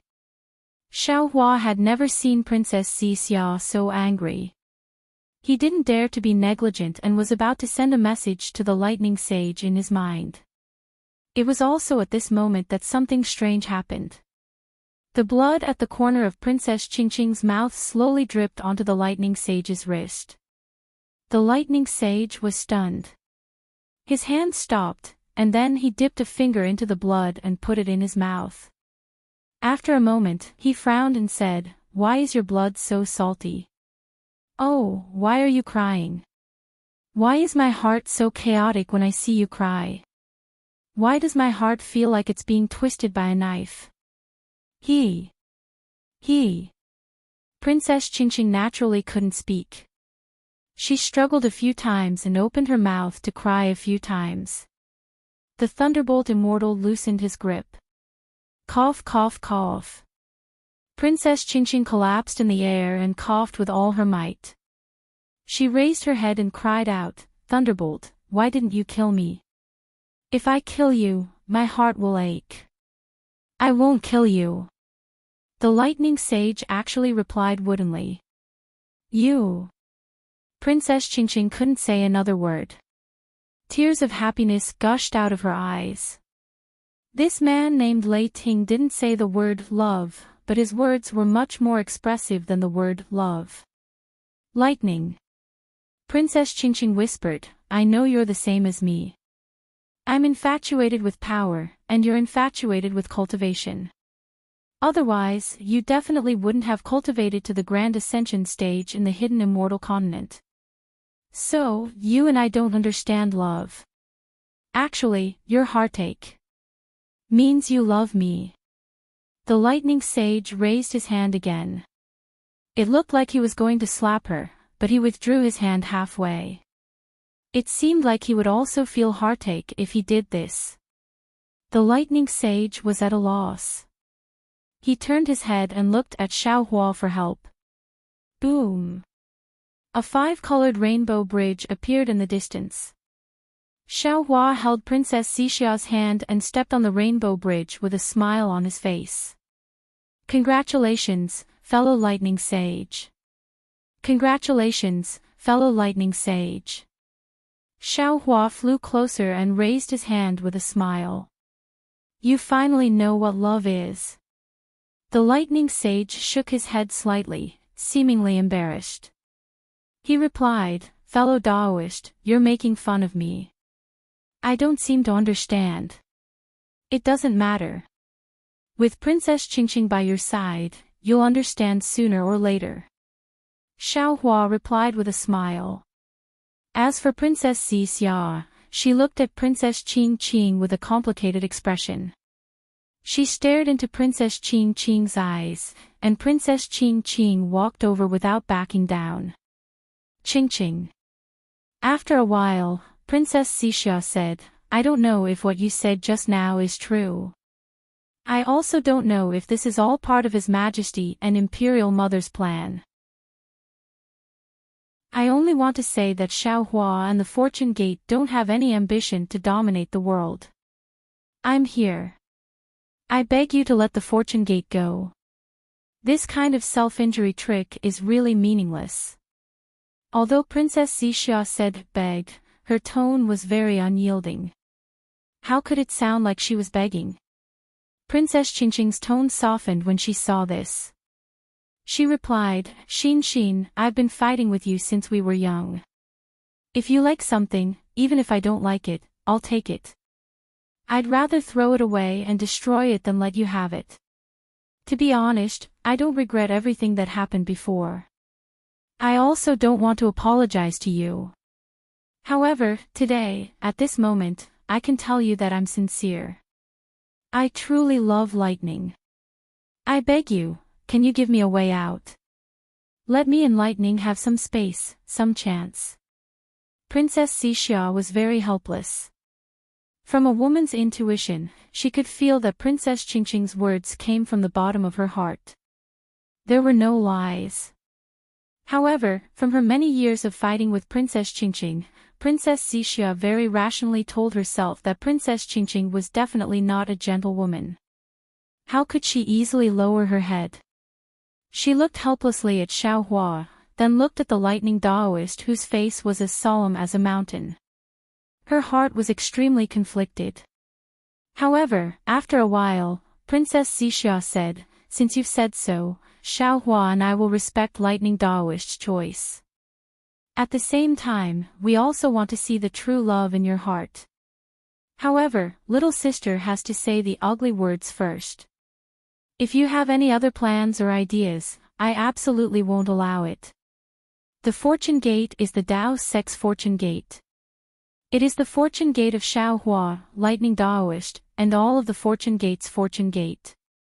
The Fortune Gate will not allow Confucian cultivators to meddle with it, nor will it allow any conspiracy to exist.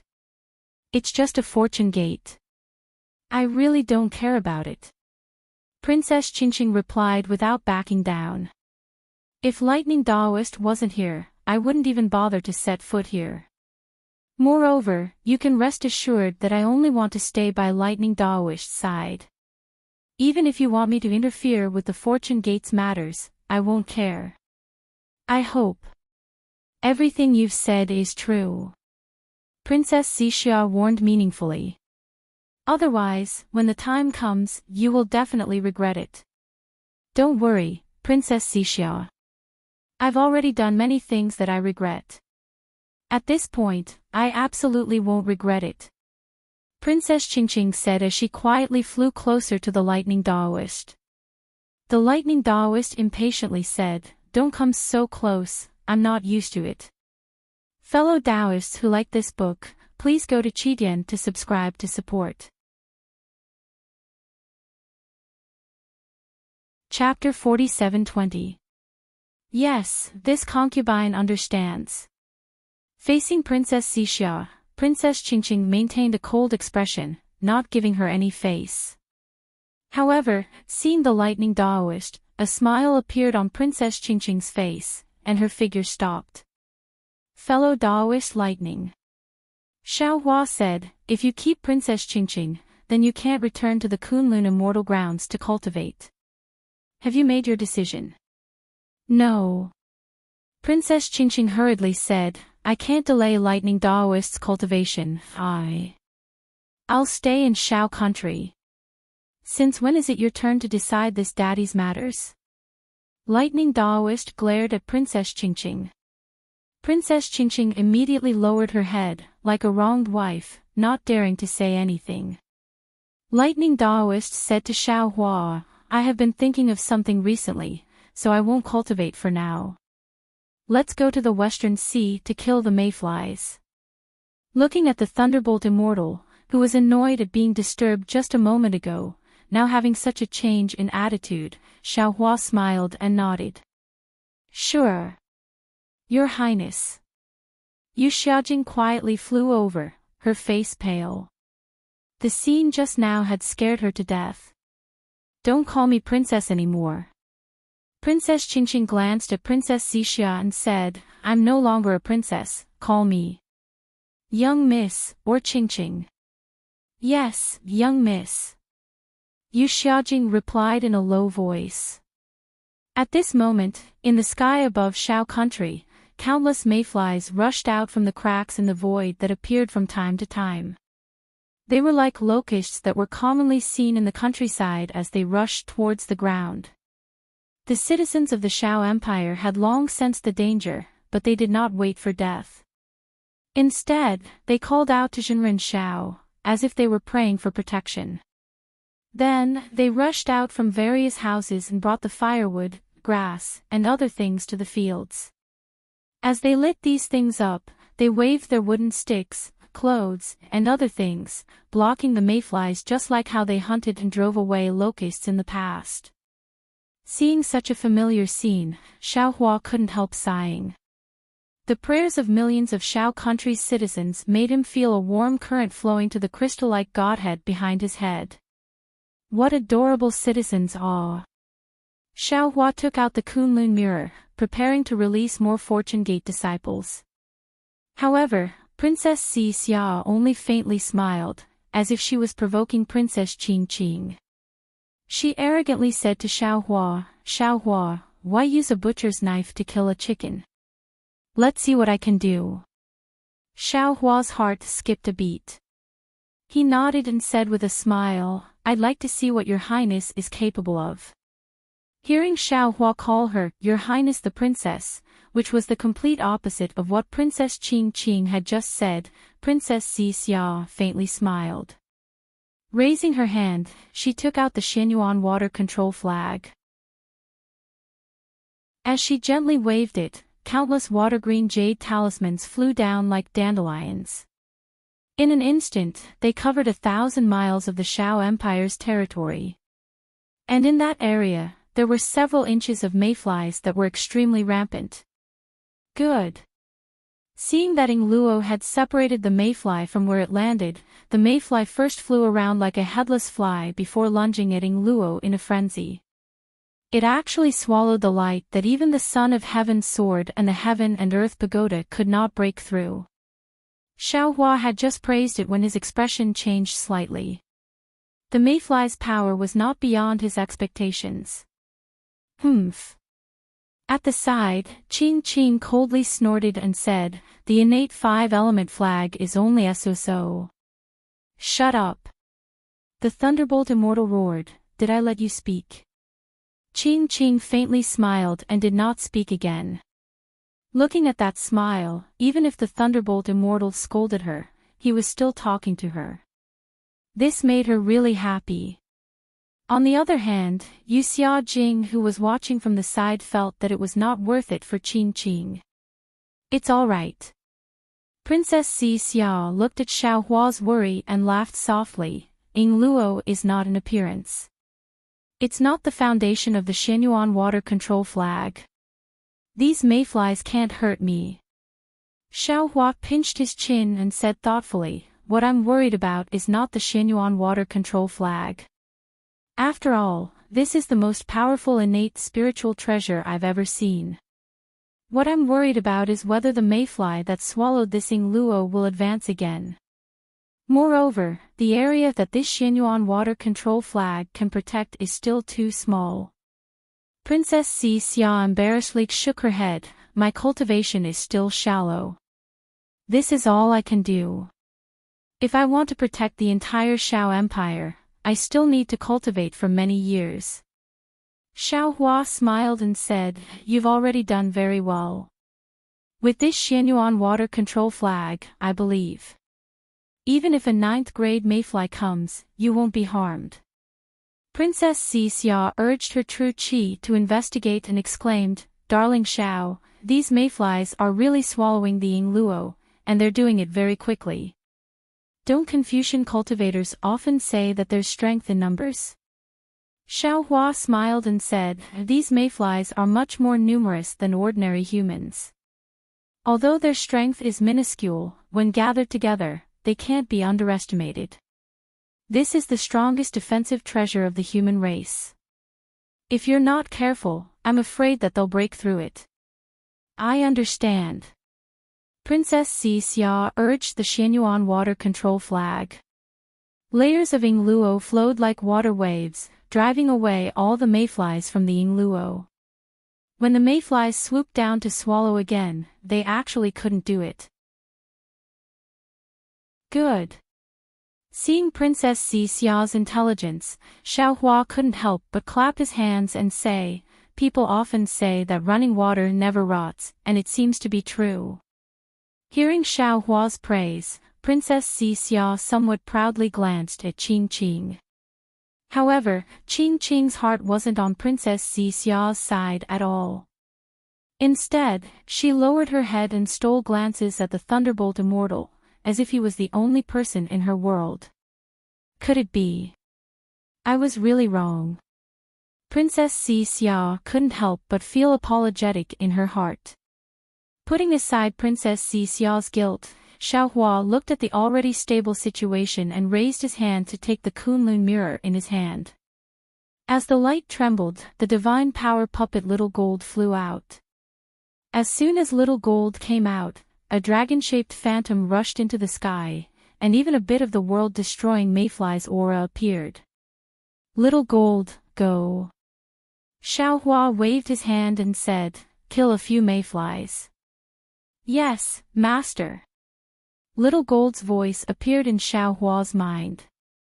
Then, with a flash of golden light, it rushed into the swarm of insects. Little Gold was like a wolf in a flock of sheep.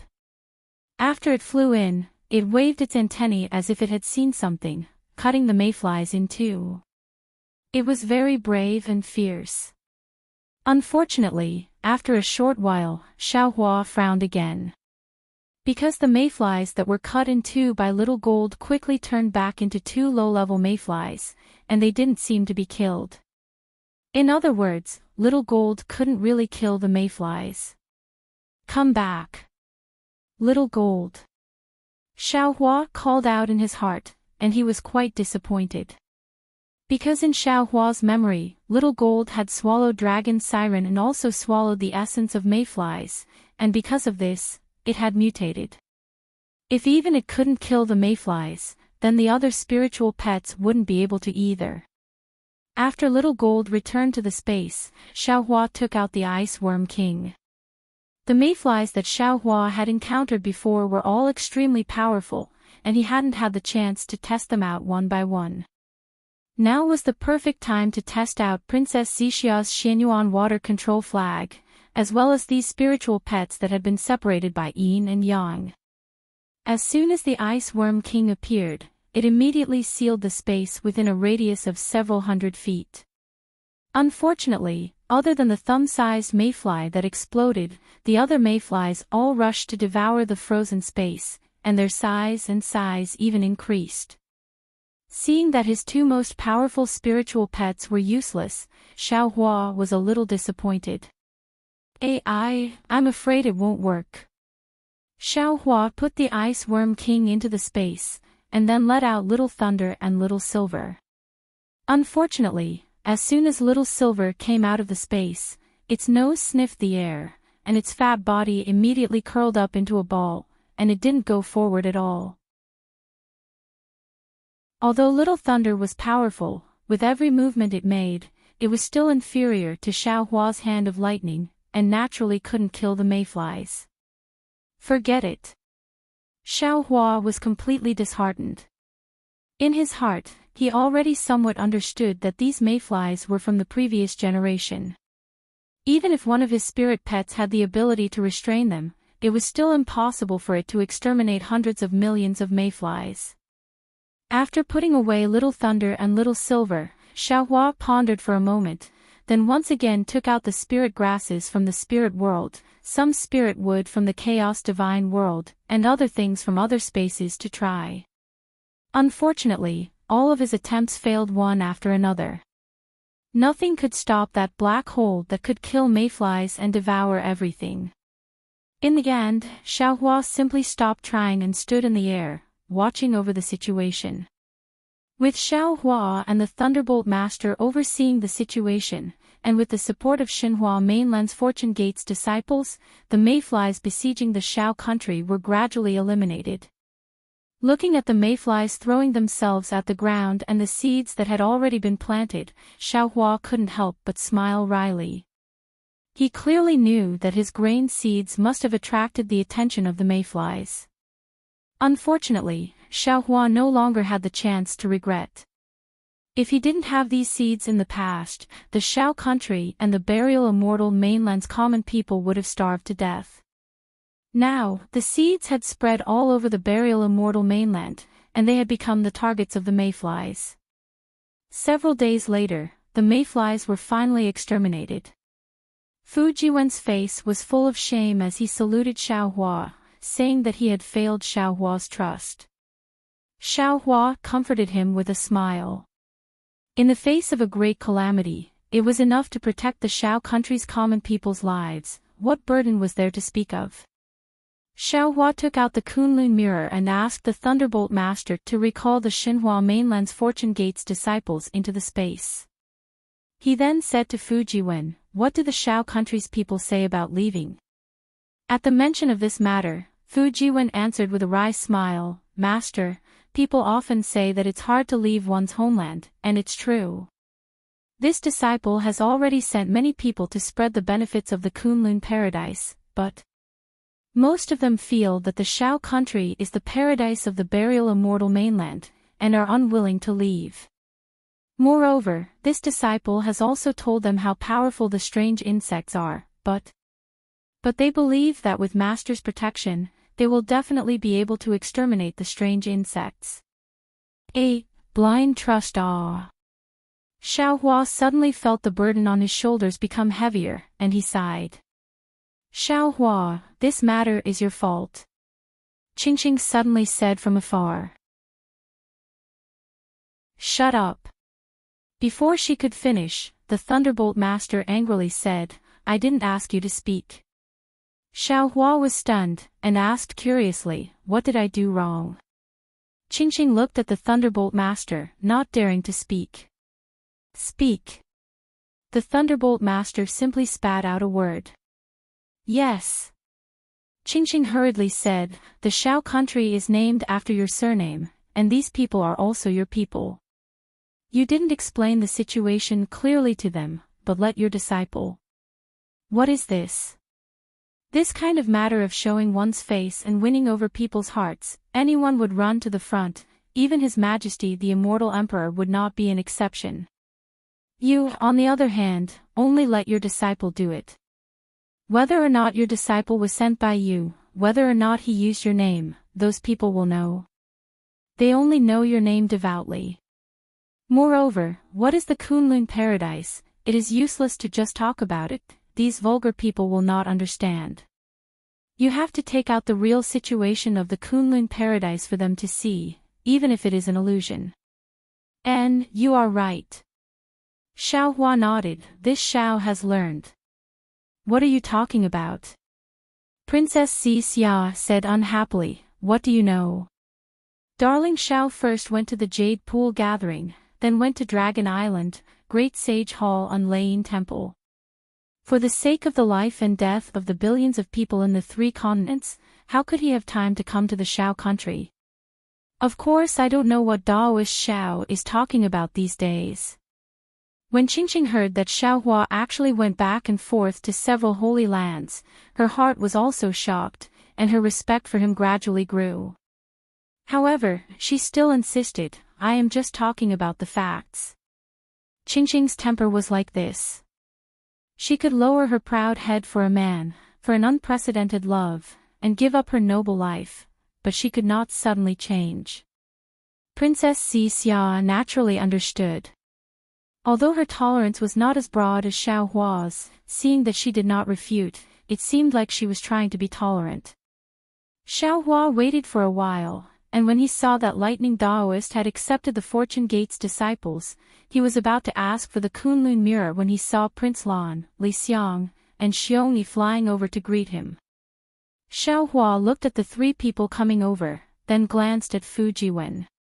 Fu Jiwen shook his head slightly, then nodded indifferently, making Xiaohua a little confused. However, he did not have time to ask, as Prince Lan and the others had already flown over. After greeting, the 3 of them apologized, saying that they were not good at ruling the country. Xiaohua frowned, and helped the 3 of them up, saying, When did the 3 of you become so unscrupulous? Master has never blamed the 3 of you, so why do you blame yourselves? Princess Qingqing has already said that this matter is Master's fault. Master did not pay enough attention to the Shao Empire. When Lightning Daoist returns, Master will personally persuade him. Yes, disciple knows his mistake. The 3 of them looked relaxed and stood at the side, waiting for Xiaohua to make a move. But a moment later, Prince Lan seemed to have thought of something, and slapped his forehead, then flew out in a hurry. He took out a jade eye and handed it to Xiaohua, saying, Master, this is from Daoist Qing Su. He said that the Grand Mist Ancestor has something to tell Master. There is a restriction on this jade eye, so disciple cannot see it, so disciple does not know what it is. Disciple had almost forgotten about it these few days because of the strange insects. Please forgive Master. Xiaohua's heart tightened, but the expression on his face did not change. He nodded and received the jade eye. When he raised his hand and tapped on the jade eye, a burst of light flashed, and the restriction placed on the jade eye by the Grand Mist Ancestor was broken. After Xiaohua placed the jade eye on his forehead and used his divine sense to examine it for a moment, he squeezed out a smile and nodded towards Prince Lan as he said, Master understands. Your jade eye has really solved a big problem in Master's heart. Being able to do something for Master is disciple's responsibility. A smile appeared on Prince Lan's face. It was a very happy smile. It seemed that helping Xiaohua was his top priority. Princess Xia naturally did not know about Prince Lan's matter. She was worried that the Grand Mist Ancestor had some kind of scheme, so she asked in a low voice, Darling Xiao, the Grand Mist Ancestor. What did he say in the jade eye? He is a very shrewd person, you. You must be careful. Hee, just take a look. Xiaohua chuckled and was about to pass the jade eye to Princess Xia. However, Xiaohua hesitated for a moment. After pondering for a moment, he put away the jade eyes and smiled. It seems like this Xiao is not the only one who is obsessed with the world-exterminating ephemera. As a member of the Tao Gate, the Grand Mist Ancestor is also obsessed with this matter. He has found a way to get rid of the strange insects and has invited this Xiao to discuss it with him. If there is anything, we can discuss it at the Fortune Gate. Why do we have to go to the Sky-Bearing Palace? Princess Xia frowned. She did not understand why Xiaohua kept the jade eye and did not want to show it to her. Xiaohua smiled and answered, I feel that human nature is kind. Even if we scheme and quarrel over trivial matters, we should focus on the important matter. However, in the face of this calamity, the human race must prioritize the overall situation and eliminate the world destruction mayflies. Thus, I choose to believe in fellow Taoist primordial chaos and that he has the humanity of a human. As he spoke, he looked at His Highness Lan and praised, Your Highness Lan, you've done well. If Master and the Grand Mist Ancestor succeed, you will take the most credit. Disciple does not dare to take credit. Prince Lan hurriedly bowed and said, Disciple was merely passing on the message. In fact, Taoist Ching Su wanted to pass the Jade Eye to Senior Brother Fu, but Senior Brother Fu happened to be away, so he passed it to Disciple. It doesn't matter who it is. Xiao Hua smiled and said, Eliminating the world-destroying ephemera is the most important thing. As he spoke, the lightning Taoist had already returned. Xiao Hua took the Kunlun mirror and flew into the sky above the Shao country. He then raised his hand and slapped the top of his head. Boom! Several bolts of lightning shot into the sky, covering the sky within 1,000 li. The Shao country's citizens had just escaped from the strange insect's attack and were still in a state of shock. Seeing the lightning in the sky again, they trembled with fear. However, when they saw the thunderstorm, which was like a horned dragon, slowly transform into Xiao Hua's figure, the crowd of people couldn't help but burst into tears. One after another, they kneeled on the ground and called out, Daoist Xiao, Daoist Xiao. My people. Xiao Hua's voice is like thunder rumbling in the sky. I am Daoist Master Xiao. Today, I have an important matter to tell you all. Xiao Hua explained the matter of the world-exterminating ephemera in a concise manner. In the end, he waved his hand and the Kunlun mirror fell into the air. Wang, wang, wang. The Kunlun mirror let out a rumbling sound, and a huge beam of light shot out from the Kunlun mirror and landed in the sky above Shao Empire. Then, the situation of Xinhua continent turned into a light projection that appeared in the space of a few thousand miles. Mountain after mountain after mountain, piece after piece of fertile land, cluster after cluster of mountain flowers, a peaceful scene of men plowing and women weaving slowly appeared in front of the stunned citizens of Shao Empire. After a full hour, Xiao Hua finally pointed his hand, and the light projection gradually shrunk and disappeared into the Kunlun mirror. Xiao Hua smiled and said, My people, this is the Kunlun wonderland that my disciple told you all about. This place. Although it is not as big as the hidden immortal continent, it is definitely bigger than Shao Empire. This is a magic tool that I carry with me. In other words, once you enter the Kunlun wonderland, you will be by my side. I can protect you all at any time.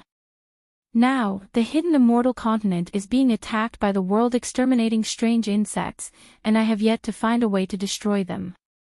I hope that you all can enter the Kunlun wonderland temporarily to avoid the disaster.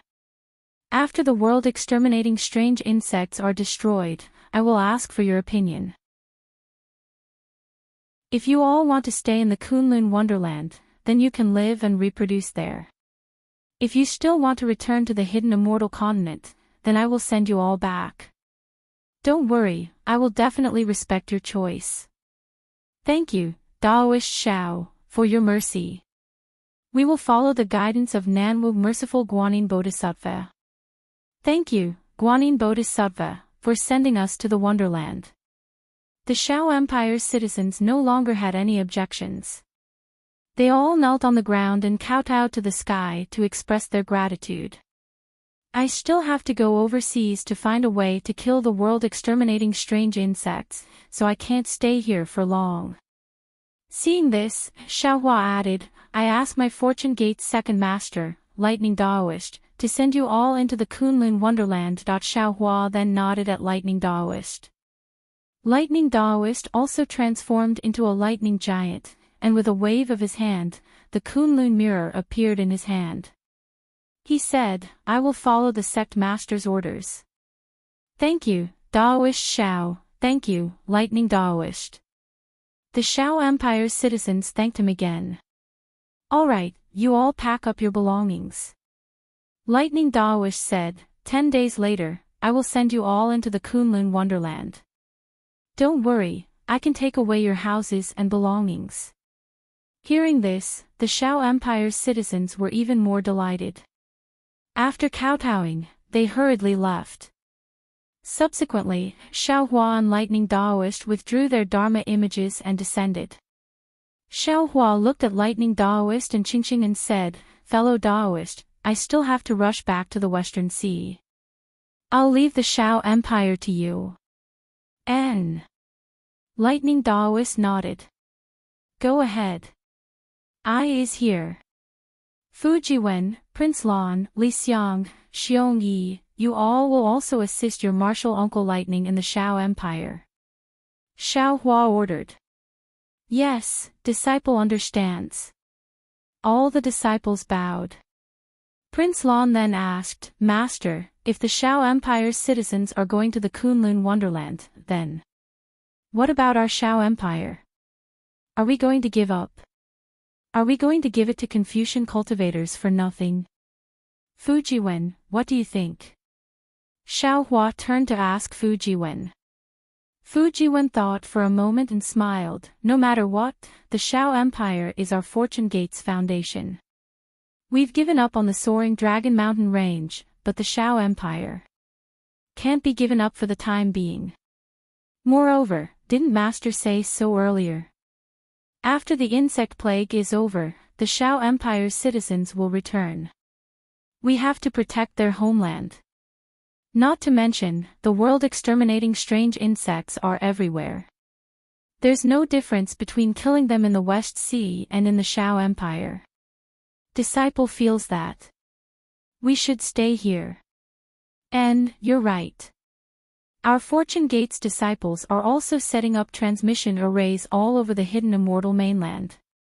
They also need a place to stay, and the Shao Empire is the best choice. Xiaohua smiled faintly and raised his hand. Since that's the case, all of you stay here and let your martial uncle Lightning accompany you. Many thanks, Master. Fujiwen was overjoyed. With the Lightning Daoist by his side, what kind of strange insects would he be afraid of? Prince Lan was happy and nodded at Xiong Yi and Li Xiang. Xiaohua didn't stay for long. After exchanging a few words with the Lightning Daoist, he led Princess Xia to the flying carriage and left. However, after flying for several tens of thousands of li, Princess Xia couldn't help asking in a low voice, Darling Shao, Grand Mist Ancestor, what method did he find to kill the mayflies? This concubine is really curious. Hee hee. Xiaohua sneered and raised his hand to pass the jade eye to Princess Xia. Princess Xia activated her golden pupils. A golden light appeared in her eyes. That golden light fell on her jade pupils. After a moment, Princess Xia cried out in alarm, how is this possible? Even the Dragon Island, Great Sage Temple, and Thunder Temple said that there's no spatial passage to the outside world in the 3 continents. How did the Grand Mist Ancestor find it? Not only that. Xiaohua replied indifferently, the Rainbow Sea God Seashell, Senior Su, and Fairy Xingyu also said that the 3 continents are strange. The space around them is very tight. If one doesn't enter from the outside world, it's impossible to leave from the inside. Although Fairy Xingyu didn't say it clearly, she vaguely revealed that this might be the reason for the immortal array. Even these powerful experts couldn't find the passage, so how could the Grand Mist Ancestor find it? Oh, that's right, look further back. Princess Xia continued to look, and a puzzled expression appeared on her face. She asked curiously, 10,000 Demon World. Metal, wood, and magnetic. What does that mean? Of course, it's outside the soaring cloud side hole. The Grand Mist Ancestor wanted me to bring him in. Xiaohua explained, I raised a condition, and one of them was for him to give me the 5 elements magnetic. Of course, that was just a joke, and he remembered it in his heart. So he used the metal and wood magnetic as bait, saying that the 10,000 demon world has it. Moreover, he knows the spatial passage from the 3 continents to the 10,000 demon world. He lured me into his trap. Oh. Then you in the Shao country. Princess Xiao's thoughts were quite meticulous, and she immediately thought of Xiao Hua's strange behavior. Xiao Hua's face turned cold, and he said, "Of course I don't want to see the Grand Mist Ancestor scheming against me when the 3 continents are in danger. I'd rather believe that he does know some ancient secrets, and that this secret spatial passage does exist. I'm even willing to believe that the Grand Mist Ancestor said that the 10,000 demon world's metal and wood magnetic is real. Therefore, I'm willing to take this risk for this belief. Moreover, there's another secret. My fortune gate is not a paradise," that disciple named Prince Lan. After Xiao Hua finished talking about Prince Lan's attack on Changyu, Princess Xiao's eyes narrowed, and she nodded, "Darling Xiao, you're casting a long line to catch a big fish, ah. But, at this point, this big fish has no special value. Why don't you pull in the net?" "Yes, I'm just about to pull in the net." Xiao Hua laughed, "But there are many ways to pull in the net. If the Grand Mist Ancestor really wants to join hands to kill Fu Yu, and this spatial passage is real, I'll let Prince Lan commit suicide, leaving him a good reputation.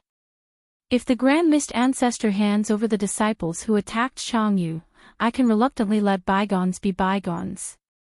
If this news is false, the sky-bearing palace has no value in the 3 continents. Although I don't want to create a rift between the sects, I can't hold back since they're already forcing me."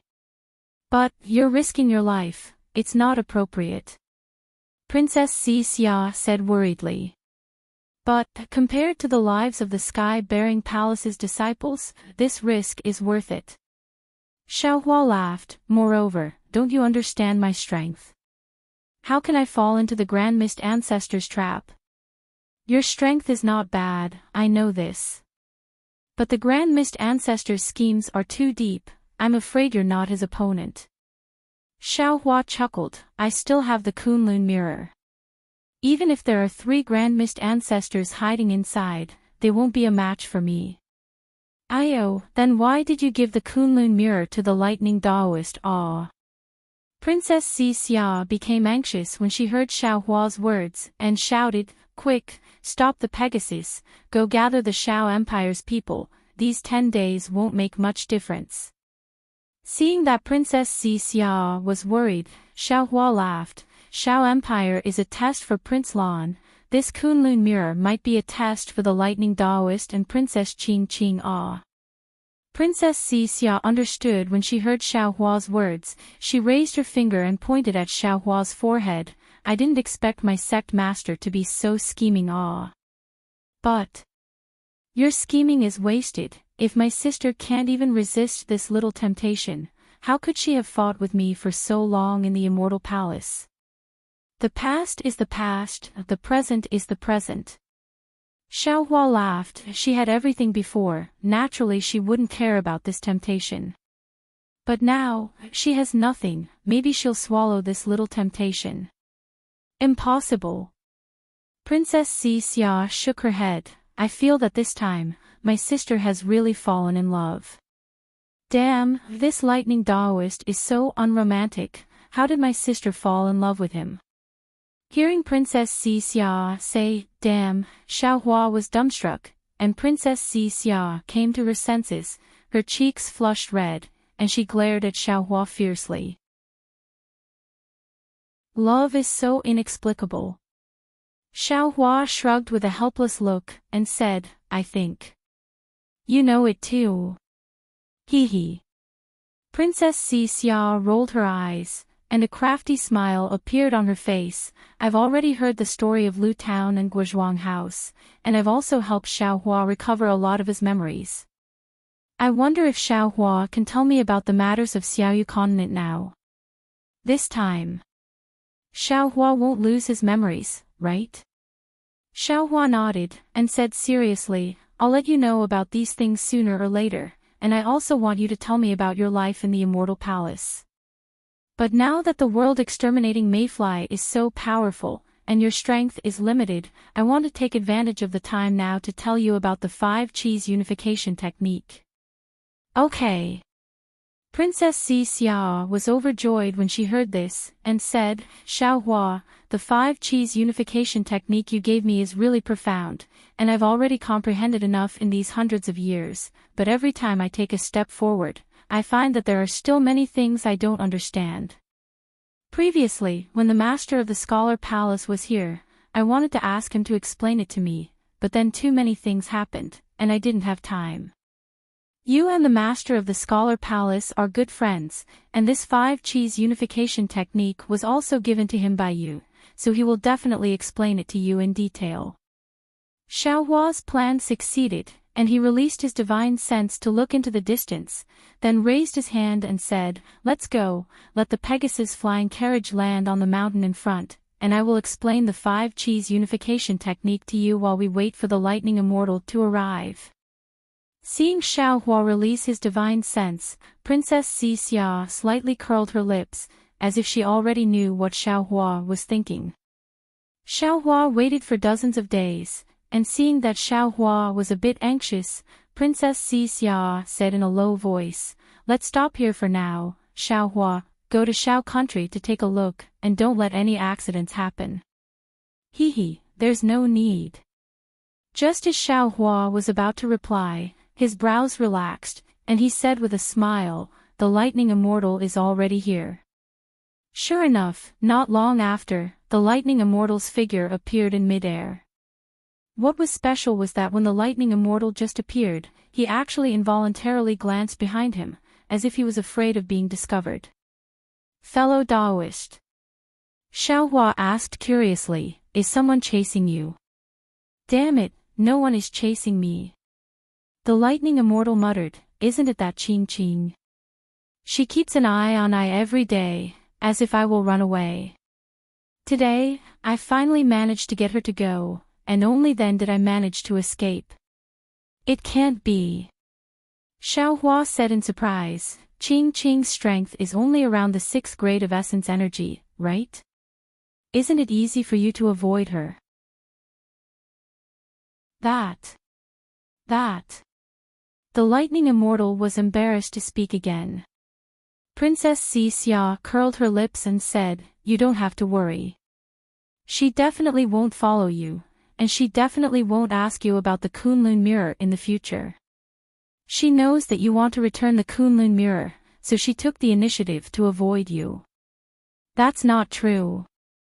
The Lightning Immortal argued forcefully, The main thing is that it is too troublesome to collect the citizens of Xiao Empire, which is why it took so much time. Kiki. Xiaohua did not say any more. He took over the Kunlun mirror and said with a smile, Fellow Daoist, did you collect all the citizens of Xiao Empire? About 80%. The Lightning Immortal shook his head and said, I heard from Fujiwen that the remaining 20%, no matter how you persuade them, they are not willing to enter the Kunlun Immortal realm. I will be in charge of collecting them. As for the rest, you should ask Fujiwen. All right. Xiaohua kept the Kunlun mirror and said, Fellow Daoist, when you return, tell Fujiwen that this is Ai's order. Tell him to prepare to reel in the net, and wait for Ai's order to come, and let him catch them all in one fell swoop. No problem. After hearing Xiaohua's words, the Lightning Immortal urged, Fellow Daoist, if there is nothing else, I will take my leave first. Seeing the Lightning Immortal acting like a thief, how is this the bearing of a Taoism's Mahayana? Xiaohua helplessly laughed a few times and said, There is nothing else, you should quickly return. Farewell. The Lightning Immortal raised his hand to bid farewell and hurriedly left. Princess Xia at the side was also shocked. She also looked at Xiaohua in disbelief and asked curiously, Darling Xiao, this Lightning Immortal. Is he? I'm afraid so. Xiaohua said with a smile. However, this is his matter. You and I should just watch from the sidelines. We can only leave it to fate. Princess Xixia knew that she could no longer stop Princess Qingqing. She was extremely disgusted, but also happy. The feeling was so complicated that even she herself could not explain it clearly. After taking the Kunlun mirror, Xiaohua kept the Pegasus flying chariot. He held Princess Xixia's hand and rushed towards the East Sea with lightning escape. Within the East Sea Dragon Palace, whether it was the dragon race or the oceanic race, they all moved their bodies and quickly traversed through the serene blue crystal-like seawater. Some even impatiently teleported, looking busy and nervous. However, at the core of the Dragon Palace, inside the main hall that flickered with treasure light, it was quiet again. There were more than 100 dragon generals wearing dragon armor and holding dragon weapons. They surrounded the main hall so tightly that not even a drop of water could trickle through. Waves of chaotic water rippled from all directions, but they were immediately annihilated by the dragon generals with a wave of their hands. Not to mention that the noise could not reach the main hall at all. Boom! A loud rumble sounded from several hundred zhang away from the main hall. The nearby dragon generals were all startled. They involuntarily raised the dragon weapons in their hands, wanting to surround the main hall. However, when they saw a huge water halo appear amidst the rumble, and then a tricolored halo spread out one after another. A dragon general wearing dragon armor hurriedly flew out from the halo. The dragon generals had a look of realization on their faces. Most of them flew back, leaving only one dragon general at the front to block him. Reporting to the great general. The dragon general flew out of the halo and hurriedly shook his dragon head. In his dragon claws was a dragon shell. He reported, "There is a message from the West Sea Dragon Palace." As he spoke, the dragon general handed the dragon shell over. The great general took the dragon shell and nodded without looking at it. He said, "Thank you for your hard work." "Thank you for your hard work, great general." The dragon general said politely. He turned around and flew back into the halo. His dragon body faded for a moment. The great general turned around and was about to fly back to the main hall. A dragon general beside him smiled bitterly and said, "Great general, why is it the West Sea again? How can it not be the West Sea?" The great general replied helplessly, "The West Sea today is no longer the West Sea of the past." After saying that, the great general did not dare to delay. He urged his dragon body to enter the main hall. However, at this moment, boom! There was another sound of water. Not far from the halo that just appeared, another tricolored halo appeared. The palace guard grand general stopped, but his dragon body didn't move. The dragon general who just spoke swayed his dragon body and blocked the light ring. Another dragon general hurriedly flew out from the light ring. As soon as he saw this dragon general, he looked up at the palace guard grand general and shouted, "Palace guard grand general, urgent report from the West Sea. Bring it over." The great general was too lazy to move. After he gave the order, the dragon general waved his dragon claw, and the long bay in his hand flew into the great general's dragon claw at lightning speed. Then, the dragon general hurriedly returned. Damn the fortune gate. The great general looked at the two dragon shells in the dragon claws and cursed under his breath. Just as he was about to enter the main hall. Fellow Taoists who like this book, please subscribe to it at Qidian. Give it a recommendation vote, collect it, tip it, and thank you for all your support. Chapter 47-21. Boom! Another dragon general came to deliver a message. Fuck, is there an end to this? The palace general was really angry. He knew very well that any ordinary battle report from the four seas would be handled by specialized civil officials of the Dragon Palace. Anything that could be sent directly to the palace could be said to be extremely urgent. These messages were extremely rare. Ever since the Fortune Gate's Jiang Hong had taken over the West Sea Dragon Palace, the East Sea Dragon Palace's Crown Prince Ao Xiang had been sending urgent messages one after another. However, it was rare to see so many of them today. Reporting to the Great General. The moment the Dragon General appeared, he immediately reported. Before he could finish, the Great General interrupted him and asked, "Is it another message from the West Sea Dragon Palace?" The Dragon General was stunned and hurriedly shook his head, reporting to the Great General, "It's not the West Sea Dragon Palace. It's an urgent message from the hidden immortal continent's bestial battle arena." Bestial battle arena. The Great General was surprised and scolded, "What urgent message from the bestial battle arena? At this time? Why are they still in a mess? Why can't you see the importance of this matter? How can you casually send a message to His Majesty the Dragon King?" The Dragon General wasn't in a hurry. After the Great General finished speaking, he respectfully said, "This subordinate understands. Many thanks for the Great General's guidance. However, the message from the hidden immortal continent's bestial battle arena is Chuanzong's message. See." The Great General was shocked and suppressed his anger. However, he frowned and said, "That's not right. Even though Chuanzong wants to seek scriptures from the west and has to pass through the East Sea, he can't have reached the East Sea from the Longevity Town so quickly, right?" "Yes, the bestial battle arena sent the message. Chuanzong is still 10,000 miles away from the East Sea."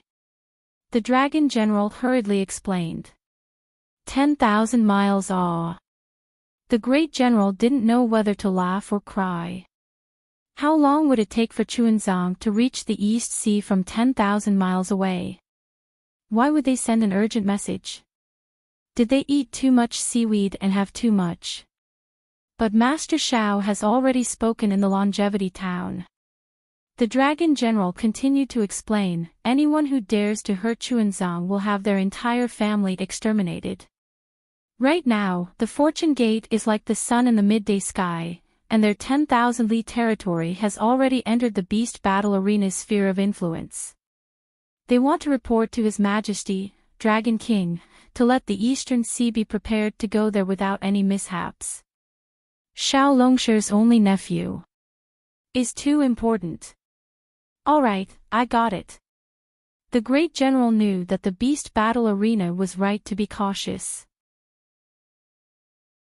He nodded and gestured for the Dragon General to turn back. After waiting for a moment and seeing that there were no more halos, he entered the Great Hall. Although the hall was large and countless precious items were shining brightly, the moment the Great General entered the hall, his gaze immediately landed on the dragon throne that was overflowing with treasure light. The Dragon King of the Eastern Sea, Ao Qian, was seated on the dragon throne. Hundreds of dragon images of various colors formed from dragon aura flew around the dragon throne. Waves of aura that caused the dragon tribe to prostrate, feel shocked, and apprehensive spread from the dragon throne, enveloping the entire hall. Reporting to His Majesty, Dragon King. The Great General's body trembled, and his voice was a little hoarse as he stood inside the hall. "Yes." Ao Qian withdrew his gaze from the dragon scroll in his hand. He lifted his head and glanced at the Hall Guardian Great General. The dancing dragon figure immediately roared and returned to the dragon throne. The frightening aura in the hall was completely swept away. An urgent message from the Western Sea Dragon Palace. The palace guarding Grand General moved his body and entered the Great Hall. He respectfully presented the 3 dragon shells. 3 urgent messages from the Western Sea Dragon Palace. Ao Qian was stunned, and he was a little annoyed. Is Jiang Hong courting death? Seeing that Ao Qian was angry, the Great General hurriedly explained, "There are 2 of them, and the other one is related to the Fortune Gate." Ao Qian nodded, took the 3 dragon shells, and placed them on the dragon table in front of the dragon throne. Seeing this, the great general turned to leave, but Ao Qian suddenly said, "A Yuan, do you think Jiang Hong is causing such a big ruckus in the Western Sea Dragon Palace?" This. The great general was stunned for a moment, and then he replied, "In this general's opinion, I'm afraid he doesn't know." "Oh, why?" Ao Qian did not pick up the dragon shells, but asked with interest. The great general hurriedly replied, "Xiao Longshi is the benevolent Guanyin Bodhisattva." Although this general is not interested in those bald donkeys of the Buddhist sect, this general knows that the Guanyin Bodhisattva's Buddha fruit is very difficult to obtain. Since Xiao Longshi can obtain the Guanyin Bodhisattva's Buddha fruit as a Tao sect cultivator, he must be truly benevolent. Humph. Ao Qian coldly snorted and said, "He is benevolent to the secular world, but to the immortal palace, the 4 great clans, the dragon palace of the 4 seas, and the 1,000 demons sacred realm. He is not benevolent at all." "Yes, yes." The great general hurriedly smiled and said, "This general does not know these things, I'm just casually speaking."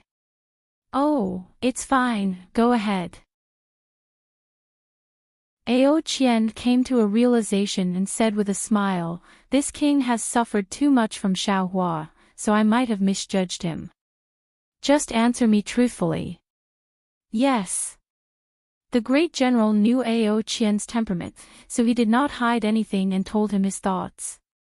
Finally, he said, "Moreover, in front of the longevity town, Xiao Longshi did not hesitate to fall out with the immortal palace for the sake of the world-destroying strange insect, and asked the immortal palace and the 4 great clans to stop fighting. At that time, when this general received the news, I was extremely surprised and felt that Xiao Longshi was making a mountain out of a molehill, and even felt that he had other intentions. However, from the current battle reports of the 4 seas, Xiao Longshi's words were not alarmist. This strange insect really has the ability to destroy the world.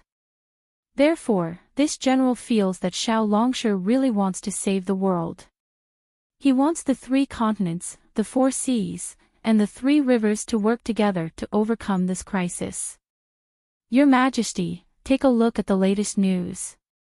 Xiao Longshi first went to the Dragon Island, then to the North Sea Dragon Palace, and then to the 1,000 Demons Sacred Realm.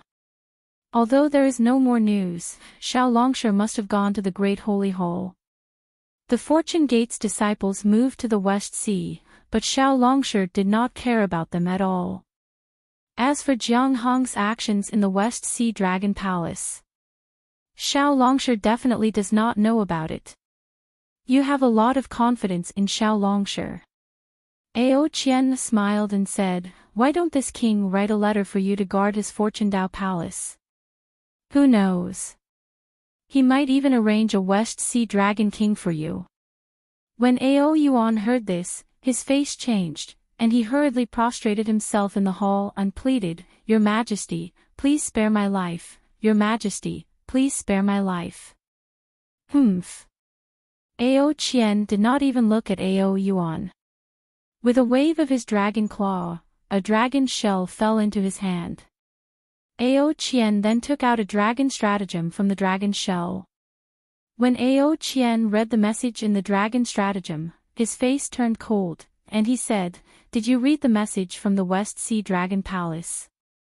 "This general does not dare, this general did not." Ao Yuan replied in fear. Humph. Ao Qian snorted again, as if he was sending a message. Holy Zhang's clans Jing Qin and his wife Ao Xian were involved in the conflict between the West Sea Dragon Palace's 2nd Prince Ao Yu and 3rd Prince Ao Ying. They plotted to kill Ao Yu and Ao Ying, and they deserved to die. However, considering that Ao Yu and Ao Ying were the masterminds, and Jing Qin and Ao Xian were the accomplices, the St. Jiang clan leader personally came to the West Ocean Dragon Palace to apologize and compensate them. Especially since they were killing the strange insects today, they could preserve some of their strength to resist the strange insects. Jing Qing and Ao Xian also swore a dragon oath that they were willing to fight to the death and kill the strange insects to atone for their sins.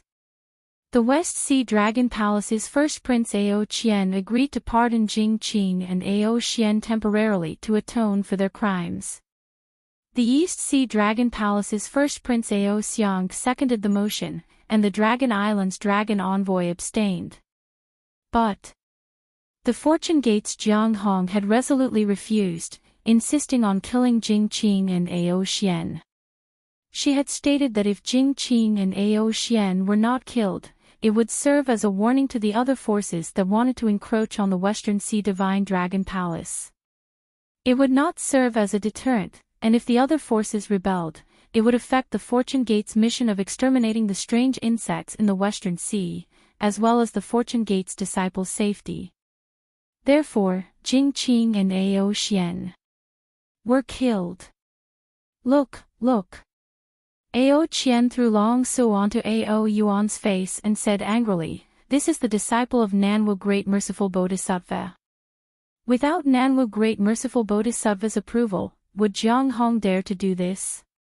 The West Sea Dragon Palace is my dragon palace of the four seas, not the Heavenly Abode River's dragon palace, and not the Fortune Gate's dragon palace.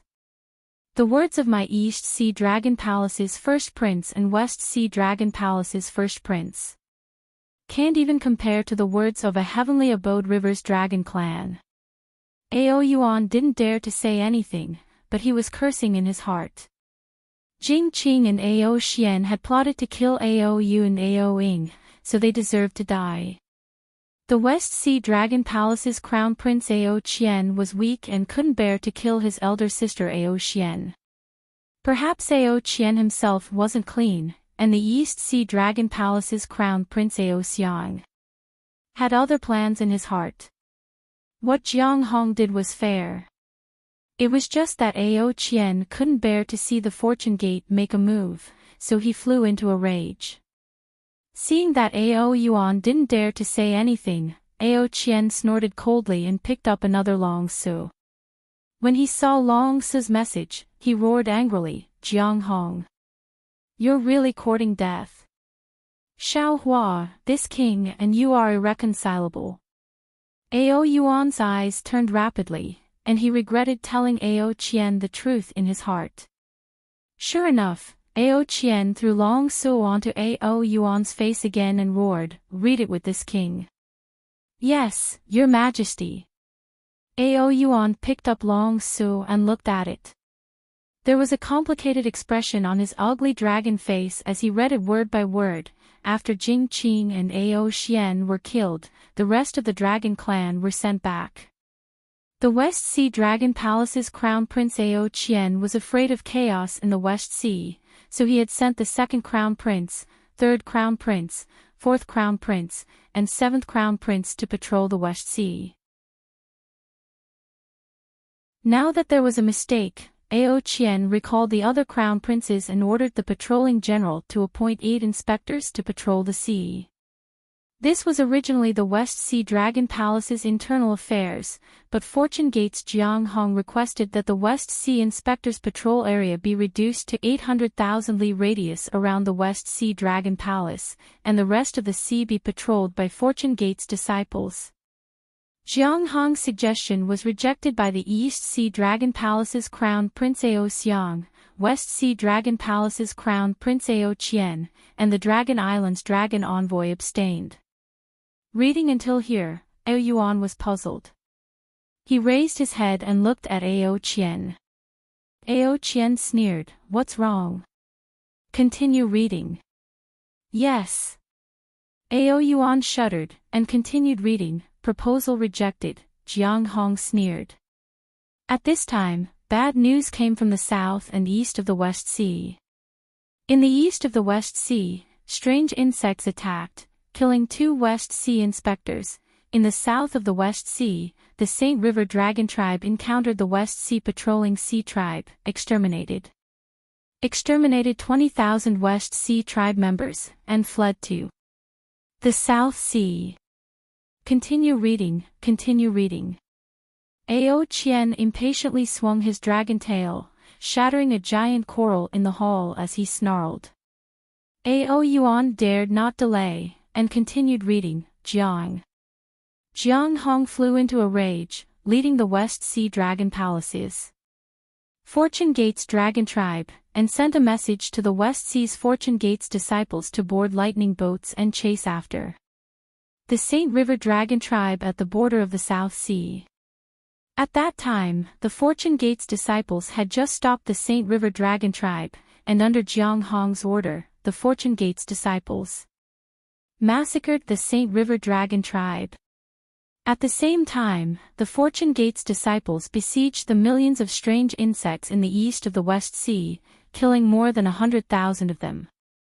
Jiang Hong returned to the West Sea Dragon Palace, and the Dragon Island's dragon envoys doubted the West Sea Dragon Palace's ability to patrol the sea, and suggested that the West Sea Dragon Palace withdraw their forces to stabilize the Dragon Palace's safety. Under Jiang Hong's iron fist, the dragon envoys agreed. See! Ao Qian roared, the West Sea's Dragon Palace is no longer the Dragon Palace of the Four Seas, but the Fortune Gate's Dragon Palace, the Heavenly Paradise River's Dragon Palace. Yes, Your Majesty. Ao Yuan did not dare to say more, and quietly placed Long Su on the table as he responded in a low voice. My great general. Ao Qian coldly said, you don't understand at all. How could the Saint River Dragon tribe attack the West Sea tribe while fleeing? How could the Fortune Gate's disciples stop the Saint River Dragon tribe in such a timely manner? This was all planned by Jiang Hong in advance. Strange insects, where are so many strange insects? The two inspectors who were killed by the strange insects. If I'm not mistaken, they were all killed by the Fortune Gate's disciples. Without Xiao Hua's instructions, who would dare to create such a big storm in the West Sea? Ao Yuan sucked in a breath of cold air, and exclaimed in shock, Your Majesty, it can't be. What can't be? Absolutely. Ao Qian glared at Ao Yuan and said, do you think Xiao Hua is the merciful bodhisattva of Nanwu that you speak of? Do you think he's the selfless bodhisattva? If so, how could the South Sea Dragon Palace be split in half? The West Sea Dragon Palace's treasury. How could it be taken by Xiao Hua? He's a naked robber, a sanctimonious hypocrite. As he spoke, Ao Qian waved his hand and picked up the last dragon shell, and took out the dragon so inside. After he looked at it, he swung his hand and smashed it on Ao Yuan's face, shouting, Fortune Gate, it's the Fortune Gate again. Didn't you say this wasn't news from the Fortune Gate? Isn't this Chun Zong Xiao Hua's nephew? Yes. Ao Yuan was a little dizzy, and he held the dragon so and read, reporting to Your Majesty Dragon King. Read my ass. Ao Qian shouted, what's there to read? After this damn traitor obtained the Thunder Sound Temple's Buddha fruit, he actually slapped the Mahavairakana Buddha Lord. If he didn't have such a good uncle, he would have been slapped to death by the Dipankara archaic Buddha Lord. Seeking scriptures from the West. Why would he go to the West Sea's peak to obtain scriptures? He's a spy planted by Xiao Hua and the Buddhism Gate. He wants. This king understands now. No wonder Xiao Hua wanted to place the Fortune Gate's foundation in the West Sea. So, he wanted Chun Zong to go to the Fortune Dao Palace to obtain scriptures. He wants to become the Mahavairakana Buddha Lord. No, it can't be. Ao Yuan said in disbelief, Xiao Hua himself is the Nanwu merciful bodhisattva of Nanwu. How could he become the current Buddha Lord? Moreover, how could the current Buddha Lord change hands? Even the Nanwu Maitreya Buddha changed hands. How could the Mahavairakana Buddha Lord not change hands? Ao Qian said angrily, moreover, that six-eared macaque also covets the Dipankara archaic Buddha Lord's position. Just as Ao Qian was venting his anger, a voice came from outside the hall. Your Majesty, there's an urgent report. Where did this urgent report come from? Ao Qian shouted angrily. Could it be from the Fortune Gate? Yes, Your Majesty. The Dragon General outside the hall helplessly replied. Boom. Ao Qian waved his dragon claw and slammed it on the dragon table in front of him. The dragon table was instantly shattered into pieces. Ao Yuan trembled and prostrated himself like an obedient little loach. The Dragon General outside the hall heard the commotion and didn't dare to enter. Ao Yuan, bring it in. After a while, Ao Qian suppressed his anger and said in a low voice. Yes. Ao Yuan didn't dare to delay. He hurriedly got up and walked out of the hall, taking the dragon sword from the Dragon General's hand. However, just as he turned around and entered the hall, he felt a little confused. He didn't know why the dragon sword wasn't placed in the dragon's shell. Ao Yuan timidly handed the dragon sword to Ao Qian and prostrated himself on the ground, waiting for Ao Qian to throw the dragon sword on his face. However, after Ao Qian finished looking at the dragon sword, Ao Yuan didn't expect the dragon sword to fall on his face. Instead, Ao Qian was surprised. Why did Xiao Hua go to the hidden immortal mainland? Shouldn't he be in the Great Sage Hall? Yes, Your Majesty. What's going on? Ao Yuan followed Ao Qian's words and replied. Quick! Ao Qian suddenly shouted, Ao Yuan, prepare my East Sea Dragon Palace's welcome. The Fortune Gate's Xiao Hua is coming to my East Sea Dragon Palace. Yes, Your Majesty. Ao Yuan didn't realize what was going on. He just agreed and didn't move. Pooh! Ao Qian shook his hand and threw the dragon sword to Ao Yuan's face. He roared, this king said, quick, quick, quick. Xiao Hua is outside my East Sea Dragon Palace. He's coming to my East Sea Dragon Palace. Ah! How is that possible? Ao Yuan was awakened by the dragon's sword and exclaimed in shock, isn't he in the Great Sage Hall? Then, a tricolored halo rushed out from Ao Yuan's dragon body. With a boom, he rushed out of the hall and roared, everyone, set up the welcoming formation. Master Xiao Hua is coming to the East Sea Dragon Palace. At this time, Ao Qian had no time to care about Ao Yuan's inappropriate words. He frowned and whispered, what is Xiao Hua doing in my East Sea Dragon Palace? Is he forcing this king to hand over the West Sea Dragon Palace? Or does he want this king to? No, this king absolutely can't yield to Xiao Hua's despotic power. This king must unite with my two brothers and fight to the end. Unfortunately, Ao Qian still thought too much. After he and the East Sea Dragon Palace's Dragon Queen eagerly invited Xiao Hua and Princess Zixia to the hall, when he nervously asked why Xiao Hua came to the East Sea Dragon Palace, Xiao Hua's answer almost made Ao Qian fall off his dragon throne. This Xiao wants to borrow the East Sea Dragon Palace's teleportation formation to go to the West Sea Dragon Palace. Xiao Hua was very surprised by Ao Qian's politeness. Of course, if time permits, this Xiao also wants to talk to fellow immortal Ao about the world-exterminating strange insect. Could it be? Fellow immortal Ao has other matters. Before Xiao Hua came, Ao Qian was hysterically angry and cursed Xiao Hua, but when he really faced Xiao Hua, the supreme of the human race, he still smiled and said, politely, no, this king doesn't have other matters. This king will let the palace's great general Ao Yuan activate the teleportation formation. Then, Ao Qian raised his eyes and looked at Ao Yuan, who was standing respectfully at the side of the hall, but his dragon eyes were staring at Xiaohua without blinking. His eyes were full of piety. He said in a low voice, "A Yuan." "Yes, Your Majesty." Ao Yuan hurriedly withdrew his piety.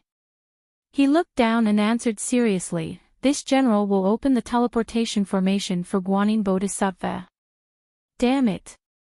Ao Qian didn't know whether to laugh or cry. If he didn't know that Ao Yuan grew up with him and was absolutely loyal to the Dragon Palace, he would really suspect that this guy was a heavenly dragon spy sent by the Buddhist sect. After Ao Yuan left, Ao Qian put on a smile again and asked hypocritically, "Dragon Master Xiao, this king heard from Brother Wang that you went to the Thousand Demons Sacred Realm from the North Sea Dragon Palace. Did you go to the Great Sage Hall? Does the Great Sage Hall have any information about the spatial realm? Or do they have a way to kill the strange insect?" Xiaohua nodded. He looked around and said with a smile, "This matter involves the secrets of some spatial realms. It's very important. Fellow Immortal Ao, can you ask the other dragons to leave the hall?" Ao Qian was shocked. His first thought wasn't about the secrets of some spatial realm that Xiaohua wanted to talk about, but whether Xiaohua had come to ambush him. But after a moment, he couldn't help but laugh. He waved his hand and ordered the dragon generals guarding the hall to leave. "Your Majesty." The Dragon Queen of the East Sea Dragon Palace said gracefully, "This concubine has an extremely beautiful coral in the back hall. This concubine has always wanted to give it to the East Sea Empress. Now that there's Princess Xia, this concubine feels that Princess Xia is more suitable than the East Sea Empress. This concubine will bring Her Highness to take a look. If Her Highness likes it, this concubine will give it to Her Highness." Seeing the Dragon Queen of the Dragon Palace being so tactful and flattering, Princess Xia smiled and said, "Then I'll have to trouble you, Dragon Queen." After the Dragon Queen and Princess Xia left, only Ao Qian and Xiaohua remained in the hall. Xiaohua didn't hide anything. He told Ao Qian about the origins of the world-destroying mayfly, the separation of the 4 great continents, the immortal formation in the West Sea, and part of the situation on Dragon Island, the Great Sage Hall, and the Thunder Temple. Finally, he said, "Actually, at this moment, I've already fallen into a desperate situation. Our 3 continents have also fallen into a desperate situation. Apart from fighting to the death, there's no other way out. Unless a god from the upper realm or an immortal descends and takes away the world-destroying mayfly. How is that possible?" Ao Qian was dumbstruck when he heard this. His previous plan of taking the initiative to reprimand Xiaohua in a roundabout manner had already turned into smoke. He said in disbelief, "Dragon Master Xiao said that our 3 continents were originally the 4 great continents. The Dawn Rain continent you came from was one of the 4 great continents. And the West Sea has a great formation set up by the immortal realm." Looking at Ao Qian's astonishment, Xiaohua didn't explain further. Instead, he nodded indifferently and waited for Ao Qian to digest it. "That's not very possible." Ao Qian shook his head and said, "Although this king is the Dragon King of the East Sea, this king is extremely familiar with the East Sea, West Sea, and even the 4 great seas. It's not like this king hasn't followed Ao Hong to the West Sea for inspection. It's impossible for there to be any immortal formation there. This Xiao said earlier that this Xiao came from the West Sea through an immortal formation. Moreover, this Xiao also saw the world-destroying mayfly in the eye of the West Sea." Xiaohua said with a smile, "That day in the Thousand Demons Sacred Realm, the golden-winged Great Ping also said that he had once chased a flood dragon to the west. He also didn't believe that there was any immortal formation there. However, fellow Immortal Ao, an immortal formation is an immortal formation. It's not something we can know about. Believe it or not, the immortal formation is there. There won't be one more, and there won't be one less. Ao Qian pondered for a moment and said with a frown, if it's as Master Long said, the only thing that can easily kill the mayfly is the heterogeneous true qi of the dawn rain continent. However, because of the immortal formation, the heterogeneous true qi can't come over. At the same time, our three continents don't have any spatial passageways that lead to other realms and then to the dawn rain continent. Therefore, we can only fight with our backs against the wall. Besides fighting with our backs against the wall, does fellow immortal Ao have any other methods? Xiao Hua asked. Ao Qian sighed and said, after the meeting at the Jade Pool, this king returned to the Dragon Palace. Not only did this king ask the Dragon Clan to find the spatial passageways, but he also sent a message to the Dragon Palaces of the other three seas. Unfortunately, as Master Xiao said, there were no records of this at all, and there were no traces of immortal formations. However, this king didn't expect the world-destroying mayfly to be so powerful. So, where did Master Xiao get this information from? Of course it's from the one in the Thousand Demons sacred realm. Xiao Hua said with a smile. Oh, if that's the case, then it's right. Ao Qian understood and said with a bitter smile, it seems like we can only fight with our backs against the wall, but what are our chances of winning? Ao Qian was the first to ask about their chances of winning.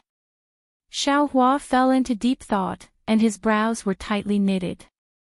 After a long while, he said solemnly, only 10%.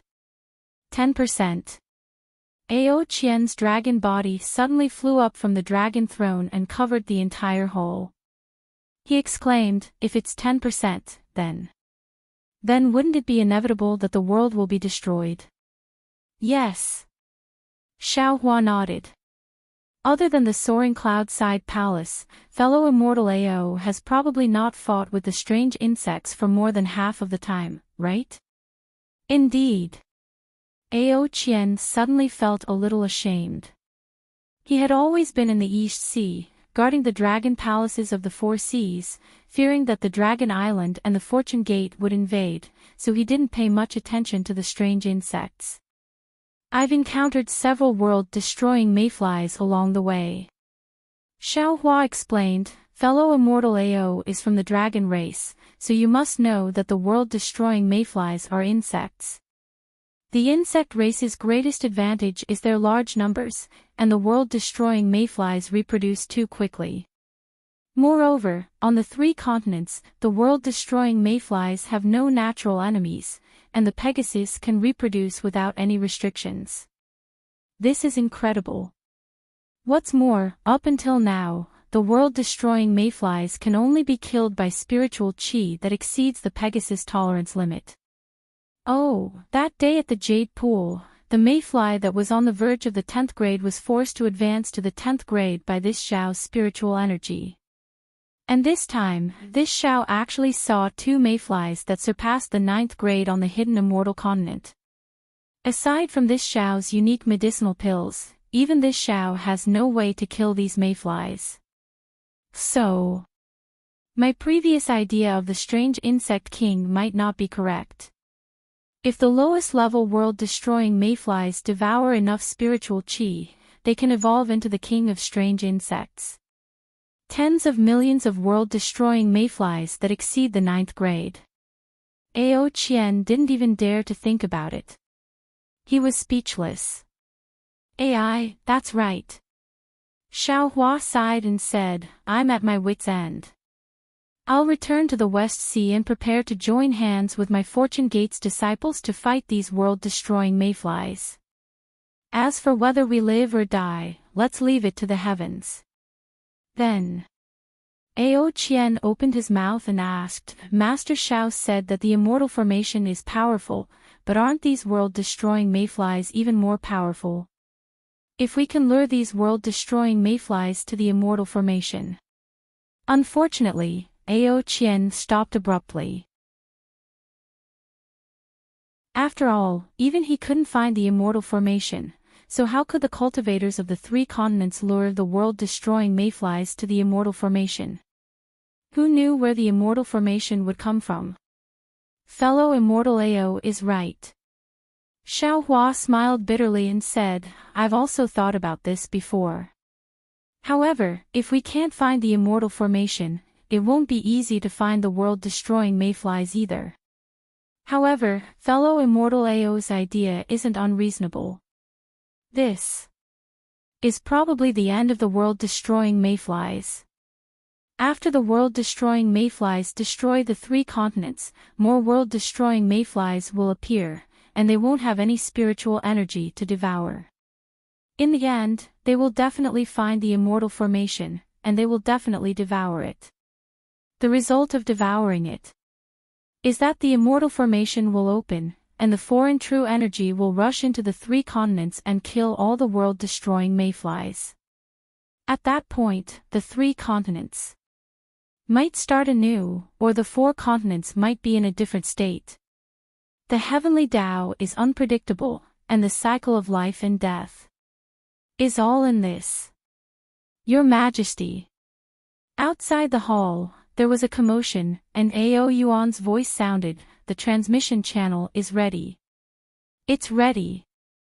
Xiao Hua immediately stood up and said, Fellow Immortal Ao, what I said needs to be kept a secret for now. After all, if this matter spreads, the people's hearts will be unstable. Yes, this king understands. Ao Qian hurriedly stood up to send him off.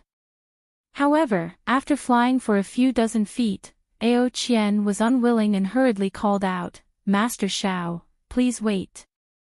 Oh. What's the matter? Xiao Hua stopped and looked at Ao Qian. Ao Qian chuckled, took out 3 dragon su and handed them to Xiao Hua, saying, This is some information that this king received.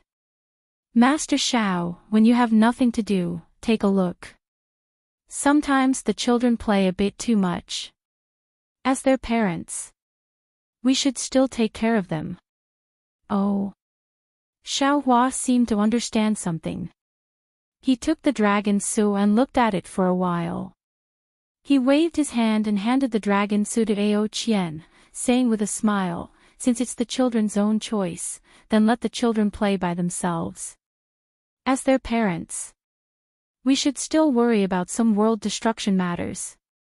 If we keep putting our eyes on these petty things, our own vision will also become small for no reason. Seeing Xiao Hua so protective, Ao Qian was unbearably angry. It's a pity that his 4 Seas pearl is still in Jiang Hong's hands. He doesn't dare to take the risk of the East Sea Dragon Palace being split into 2 by Xiao Hua again to vent his anger. Since that's the case, Ao Qian restrained his anger and said with a smile, Then let the children play by themselves. When the time comes, it won't be good for us as their parents. It's fine, it's fine. Xiao Hua glanced at Ao Qian. This Xiao never cares about this kind of matter. It's completely the children's own idea. It has nothing to do with this Xiao's face. Seeing Xiao Hua deny it so cleanly, Ao Qian smiled slightly and raised his dragon claw, saying, Dragon Master Xiao, this way please. Princess Xia was naturally waiting outside the main hall. Seeing a string of coral beads overflowing with light hanging on Princess Xia's white neck, it really makes Princess Xia even more beautiful. Xiao Hua was also overjoyed. He raised his hand and took out a jade bottle from his bosom and handed it to Princess Xia, saying, Xia, there's a saying in the human race that it's impolite to come and go. There's no harm in returning this pill to the Dragon Queen. Yes, it's indeed so. Princess Xia took the pill and said with a sweet smile, Just now, this concubine thought for a long time, but couldn't find a suitable gift to return. Thank you, Xiao Lang. Saying that, Princess Xia handed the jade bottle to the Dragon Queen and said, Dragon Queen, this is a pill refined by Xiao Lang. Please accept it. No need, no need. Seeing Xiao Hua take out a pill, the Dragon Queen of the East Sea Dragon Palace was somewhat puzzled. She was very instinctively polite. But Ao Qian, the Lord of the East Sea Dragon Palace, was already surprised.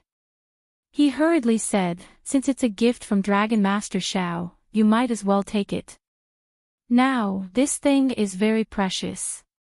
"Yes, thank you, Princess Xia." "Thank you, Dragon Master Xiao." Hearing Ao Qian's urging, the Dragon Queen's heart trembled.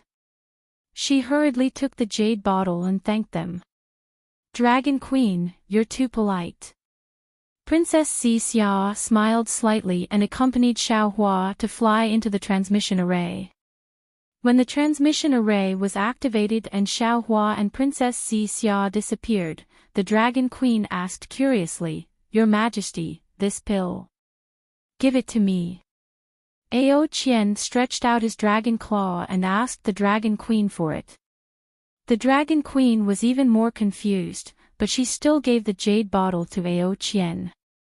Ao Qian took the jade bottle and felt at ease. He said coldly, "Xiao Hua is really cunning. He obviously has a lot of such pills in the Kunlun immortal realm, but he still pretended that he didn't have them." "Your Majesty, what is this pill? Why is it so precious?" the Dragon Queen asked. This is a life awe." Ao Qian waved his hand and led the Dragon Queen back to the main hall. As he walked, he said, "It's not that this king doesn't want to leave it to you, but if this king has no use for this pill, what's the use of it?" Not to mention Ao Qian's explanation to the Dragon Queen about the pill's ability to kill the world-extinguishing mayfly, Xiao Hua had used the Eastern Sea Dragon Palace's transmission array to come to the Western Sea Dragon Palace. The moment he stepped out of the Western Sea Dragon Palace's transmission array, Xiao Hua saw Jiang Hong's uneasy gaze. Jiang Hong understood that since Xiao Hua could come from the Eastern Sea Dragon Palace, Ao Qian would definitely tell Xiao Hua about her actions in the Western Sea Dragon Palace. Jiang Hong was even more aware that her little schemes and arrangements could be seen through by Ao Qian. She had killed the Saint River Dragon clan for the Fortune Gate, but also for the Paradise River. This kind of slaughter was not something Xiao Hua liked to see. Every time Xiao Hua saw Jiang Hong, there would be some contradictions in his heart. He also knew that although some people looked weak on the surface, their hearts were incomparably strong. They fought for power, and their competitive nature was deep in their bones. It was not something that could be bent by some powerful suppression. For example, Princess Qingqing had a competitive personality. Even if she had lost the title of Princess Immortal Emperor, she would never lower her head to Princess Xia. Forget it. Xiao Hua opened his mouth, wanting to say something, but he felt relieved in his heart. The world is about to be destroyed, why blame her for no reason? Everyone is fighting for that opportunity, and Jiang Hong is just one of them. Thinking of this, Xiao Hua swallowed his words and left, ignoring Jiang Hong. Behind Jiang Hong, the dragon envoy, Ao Xiang, and Ao Qian hurried over and respectfully saluted. Xiao Hua waved his hand and said, "No need to be so polite. This old man has urgent matters to attend to and needs to rush back to the Fortune Gate. I won't stay in the Western Sea Dragon Palace any longer. Yes, Junior will send Dragon Master Xiao off." Seeing Xiao Hua's cold face towards Jiang Hong, Ao Qian and Ao Xiang were happy and hurried to send Xiao Hua off. "No need. Just watch over the Western Sea Dragon Palace. Don't let anything happen." Xiao Hua stopped the two Dragon Palace's crown princes from seeing him off. Behind him, Princess Xia was keenly aware of Xiao Hua's displeasure and Jiang Hong's uneasiness. She smiled faintly and pulled Jiang Hong's hand, saying, "Let's go, send me off."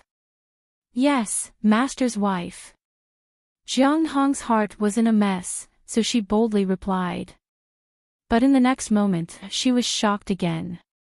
She understood the immortal palace's etiquette very well, and she knew she had caused trouble. Who would have thought that when Jiang Hong raised her head to apologize, what she saw was Princess Xi Xiao's bashful smile and reproach. Jiang Hong's heart skipped a beat, but she swallowed the words of apology and hurriedly accompanied Princess Xi Xiao out of the Western Sea Dragon Palace. Outside the Dragon Palace, Princess Xi Xiao raised her hand and took the coral bead from the Eastern Sea Dragon Palace's Dragon Empress from around her neck. She put it on Jiang Hong's neck with a smile and said, "This was given by the Dragon Empress at the Eastern Sea Dragon Palace. I don't like such luxurious things, so I didn't want to accept it, but since it's the Dragon Empress's kind intentions, I can't refuse." On the way here, your master mentioned the Western Sea Dragon Palace, saying that it's not easy for you to guard this place. This coral bead is a gift to you. In the future, don't be too impatient when doing things. Remember that you are a Fortune Gate disciple, don't damage the Fortune Gate's face, and don't harm the Fortune Gate's disciples' lives. Yes. Jiang Hong's eyes became hot, and she hastily answered in a low voice.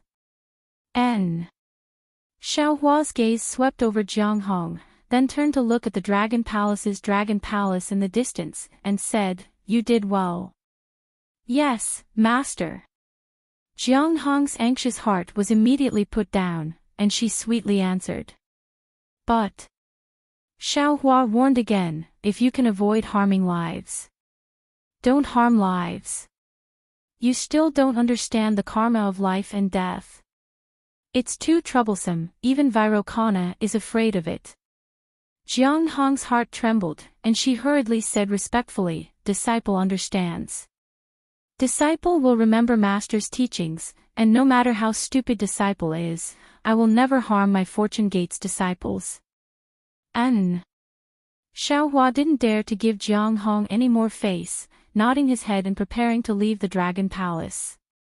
Fellow Taoists who like this book, please go to Qidian to subscribe, vote, donate, and thank you for all forms of support.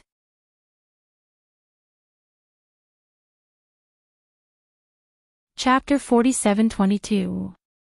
At this time, Jiang Hong hurriedly said, "Master, Martial Uncle Xiao Bai has come out from his training.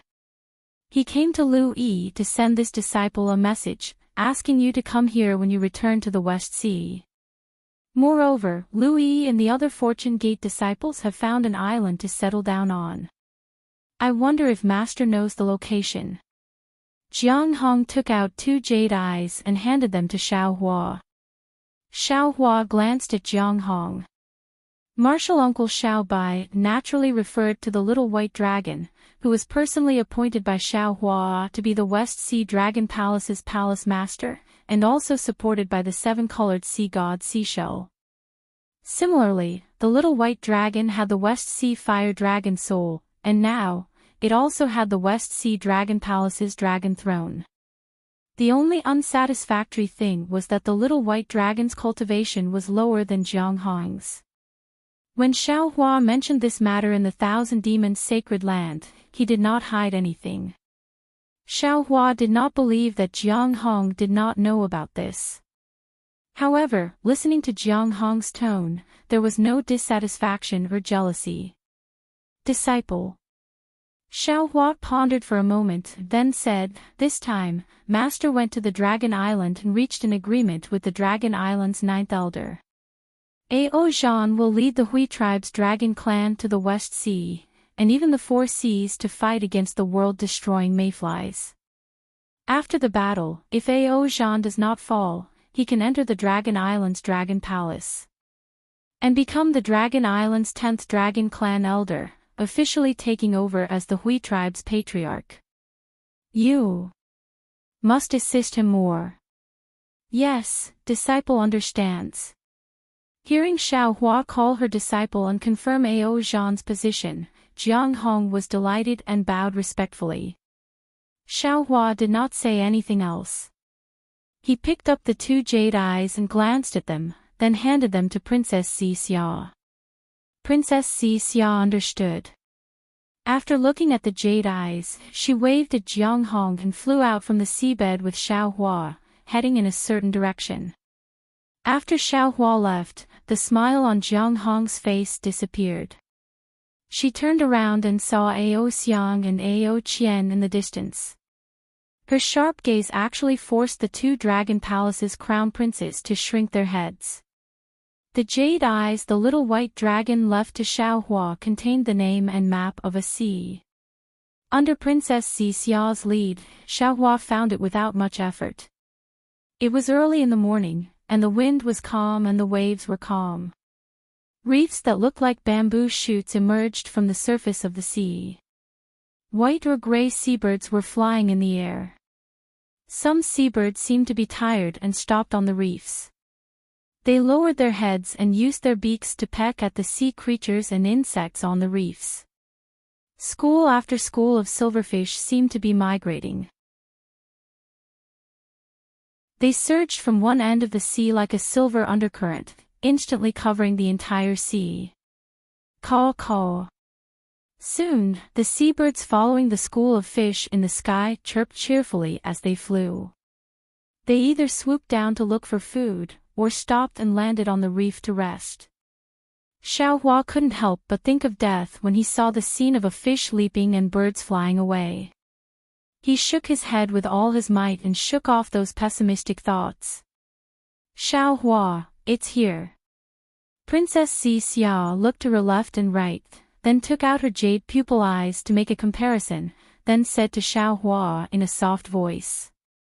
However, before Xiao Hua could say anything, Xiao Hua suddenly raised his head and looked in a certain direction.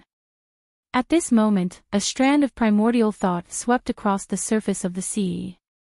After it landed on Xiao Hua's body, it immediately retracted. Roar!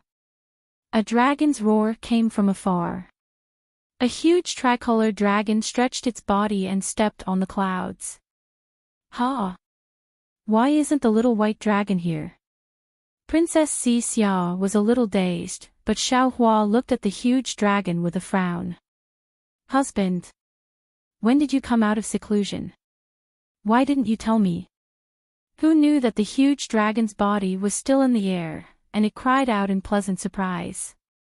The dragon's body quickly transformed into a beautiful human woman, and she landed in front of Xiao Hua. Then, she unceremoniously wanted to pounce on Xiao Hua. Xiao Hua turned pale with fright. He hurriedly waved his hand to block the dragon woman and said anxiously, I'm not the little white dragon. The dragon woman didn't listen to Xiao Hua's words at all. Instead, she glanced at Princess Xia, and a sorrowful expression appeared on her face. She cried out, I knew it. If you didn't have a new lover, how could you not come to find me? I've waited here for you for so long, but you actually forgot about the love between us. Damn it. Xiao Hua helplessly glanced at Princess Xia, shrugged, and said to the dragon woman, Miss, you've got the wrong person. I'm a human, not the little white dragon you're talking about. The dragon woman looked up and down at Xiao Hua, then sneered and said, Xiao Hua, don't lie to me. I can clearly count how many hairs you have on your body, so how could you not be Xiao Hua? Boom! While they were talking, a rumbling sound came from the distant horizon. A huge Kuan-Ping bird flew over, and as it flapped its wings, waves rose up like a row of mountains. When the bird saw Xiao Hua, it was ecstatic and cried out, Xiao Hua! You've finally been released by that old shell. Ugh! Xiao Hua was really helpless. He was too lazy to explain. He just watched as the bird landed not far away and transformed into a beautiful human woman. Ao Xiao, I've already told you that Xiao Hua is mine. If you dare to snatch him from me again, I'll eat you. The bird woman was very unruly. As soon as she landed, she immediately targeted the dragon woman. Hee hee, Kuan Wan. The dragon woman named Ao Xiao glanced at Princess Xixia and said, I've also just seen Xiaohua. Didn't you see? Xiaohua already has a new lover, so you and I have become old lovers. Who are you? You actually dare to snatch my lover. The woman named Kuan Wan immediately glared at Princess Xixia. How could Xiaohua let Princess Xixia speak? He hurriedly waved his sleeve, blocking Kuan Wan, and shouted, I'm shout out strangely. Before Xiaohua could finish speaking, Princess Xixia interrupted and said, Who are you waiting for? I'm Princess Xixia of the Immortal Palace. Ioyo. Hearing Princess Xixia call herself the Princess of the Immortal Palace, Kuan Wan immediately cried. She pointed at Xiaohua and said, Xiaohua, you heartless thing, you actually hooked up with the Princess of the Immortal Emperor. You. Do you still want me? Do you still want our child? Humph. Princess Xixia glared at Xiaohua and said angrily, Look, you've exposed yourself. You're too fickle, you actually have a family outside behind my back. What? Xiaohua didn't know whether to laugh or cry. What are you talking about? Woo-woo.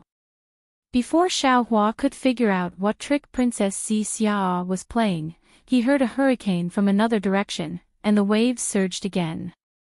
A sea beast as tall as a mountain rushed out from the bottom of the sea. When Xiaohua scanned it with his origin sense, he was delighted. It can't be. Could it be? Xiaohua was dumbfounded. Sure enough, when the sea beast flew out, its body emitted an obscure fluctuation, and in a moment, it transformed into a woman. The woman was a little shy, and said in a shrill voice, Xiaohua, when did you come out? Why didn't you tell me? You.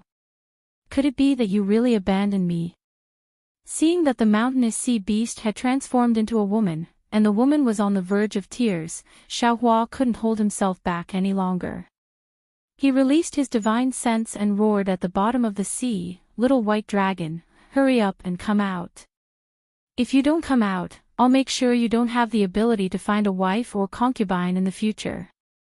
In less than half a cup of tea's time, the sea on the side of the reef began to boil, and many bubbles emerged from the bottom of the sea. Then, a dragon's roar came from the sea, and a huge dragon rushed out of the sea with a huge pillar of water. Isn't that Little White Dragon? Big brother. After Little White Dragon's dragon body landed in the air, golden light scattered, and in a moment, it transformed into a human figure identical to Xiaohua. Ah! Ah! Ah! Seeing two identical Xiaohus, Princess Xixia covered her mouth and looked at Xiaohua and Xiaobai in disbelief. Even Ao Xiao, Kuan Wan, and the last woman looked left and right, and exclaimed, Why are there two Xiaohus? However, in a short moment, a smile appeared in Princess Xixia's eyes. Greetings, Princess Xixia.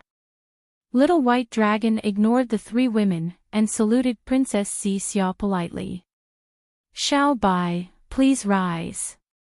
Princess Xixia did not dare to slight Xiao Bai, and hurriedly returned the salute with a smile. I've heard from Xiaohus that you and he are brothers who have gone through thick and thin together. Moreover, you were suppressed in the Thousand Demons' sacred grounds for several hundred years because of him. We're all family, no need to be so polite. Thank Your Highness. Xiao Bai thought for a moment, but did not dare to be rash, and addressed her as Your Highness. Then, Xiao Bai waved his hand and said to the three Sea Tribe women, Quickly come and greet my big brother. Xiao Hua, Daoist Master Xiao, he is the Fortune Gate's great lord. This is the Immortal Emperor's 9th princess, and she is my big brother's lover. Greetings, Daoist Master Xiao, greetings, sister-in-law. The three Sea Tribe women hurried over and bowed. Seeing that Princess Xixia was unwilling to say more, Xiaohua raised his hand and helped the three Sea Tribe women up. Looking at Princess Xiao's smiling face, he asked curiously, "What's wrong? Could it be that you can tell who is Xiao Bai and who is this Xiao? Not to mention these women, even the Mahavairakana revered Buddha wouldn't be able to tell if he didn't have great divine abilities. He, others might not be able to tell, but how could this concubine not be able to?" Princess Xia chuckled. This Xiao doesn't believe it. Xiao Hua glanced at Xiao Bai, and both nodded. Their figures flickered, crossing each other several times in the air, and landed on the ground with smiles on their faces as they looked at Princess Xia. Who would have thought that Princess Xia merely glanced at them, and then said to Ao Xiao and the other two, "Wait and see, who is your husband?" Ao Xiao and the others looked at them, but did not dare to blindly recognize them, and shook their heads. Princess Xia smiled and pointed at one of them, saying, "You are Xiao Lang." "No way." Xiao Hua was really surprised. He flew in front of Princess Xia and asked, "How did you do it?" Do you even need to ask?" Princess Xia rebuked, "Could it be that you forgot about the grass?" Even Tai Bai Jinxing and Nanwu Daji Manjushri couldn't tell who was real and who was fake, but she could. There was no other reason, it was that kind of hatred. "And you and Little White Dragon together, although you two look exactly the same, but because of love, this concubine can naturally easily tell who is the real one." So that's how it is." Little White Dragon snorted coldly, and scolded Ao Xiao and the others, "It seems like you don't care about this concubine at all." Xiao Lang, Xiao Lang, Xiao Lang. The 3 Sea Tribe women were very anxious, and hurriedly helped Little White Dragon from 3 directions, saying, "This concubine really loves you, this concubine can't wait to cut off her own flesh for you to eat. What's the use of eating your flesh? Even this concubine can't tell who is the real one, what do I need you for?" Little White Dragon scolded and pushed the 3 Beastkin women away. Cough cough. Xiao Hua coughed, and glared at Little White Dragon. He thought of Jade Wave and that conch woman again. Really a disgrace. Little White Dragon scolded, and said to the 3 Sea Tribe women, "Why aren't you leaving? Wait for me to finish talking with Big Brother, then I'll go find you." "Yes, Xiao Lang." The 3 Sea Tribe women happily agreed. After saluting Xiao Hua and Princess Xia, they hurriedly flew away, fearing that any one of them would anger Little White Dragon. After the 3 Sea Clan women left, Xiao Hua wanted to say a few words, but when he thought about how Xiao Bai was from the Dragon Clan and was completely different from the Human Clan, he swallowed his words and asked, "Xiao Bai, you called me over, is there a reason?" "Big Brother." Little White Dragon couldn't hide the joy on his face, and said with a smile, "The restriction in Little Brother's mind has been broken by the old ancestor. Little Brother's memory has been restored." Congratulations." Xiao Hua was also overjoyed, and said, "I knew that the 7-colored sea god shell would definitely have a way to break the restriction set by Bei Ming. Yes, the old ancestor said that this restriction is a secret technique of the Shell clan's royal family. Other than her and Bei Ming, I'm afraid that no other demon or human race in the 3 continents can break it." Little White Dragon nodded. "Your origin, Bei Ming's origin, you also know about it." Xiao Hua thought for a moment and asked, "The 7-colored sea god shell must have asked you?" "Yes." Little White Dragon nodded again, and said, "However, although Little Brother's restriction was broken at that time, my memory had not completely recovered, so I didn't tell her about it. And, if you can, you should still tell her." Xiao Hua smiled, "Otherwise, she will think too much." "Yes, Little Brother knows." Little White Dragon smiled and took out a jade eye, and handed it to Xiao Hua. "This is what Little Brother remembered about the 10,000 demon realm. Big Brother, take it." "What do I need this for?" Xiao Hua waved his hand and said, Little White Dragon thought for a moment and replied, Big Brother is right.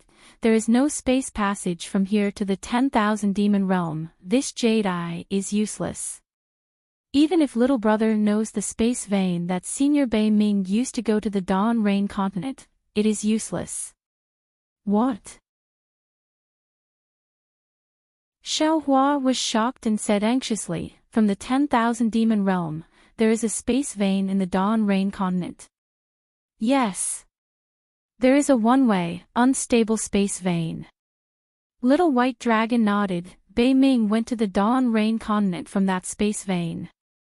Xiao Hua hurriedly took the jade eye and looked at it on his forehead for a moment, and nodded slightly. If we can reach this place, we can indeed return to the Dawn Rain continent. Unfortunately. Speaking of this, Xiao Hua was suddenly shocked and quickly asked, Little White Dragon, do you know about the Gold and Wood Mountain in the 10,000 demon realm? I know. Little White Dragon said, that is one of the more dangerous places in the 10,000 demon realm. Why, Big Brother also knows about it. Damn it. Xiao Hua pinched his chin and looked at Princess Xia with confusion in his eyes, and whispered, could it be? This Xiao has wronged the Grand Mist Ancestor? Is there really a secret space passage from the 3 continents to the 10,000 demon realm? What? We can return to the 10,000 demon realm from the 3 continents. Little White Dragon heard this and said anxiously, Big Brother, you have to take me to the 10,000 demon realm. You. Why do you want to return to the 10,000 demon realm? Xiao Hua looked at Little White Dragon and asked curiously. This.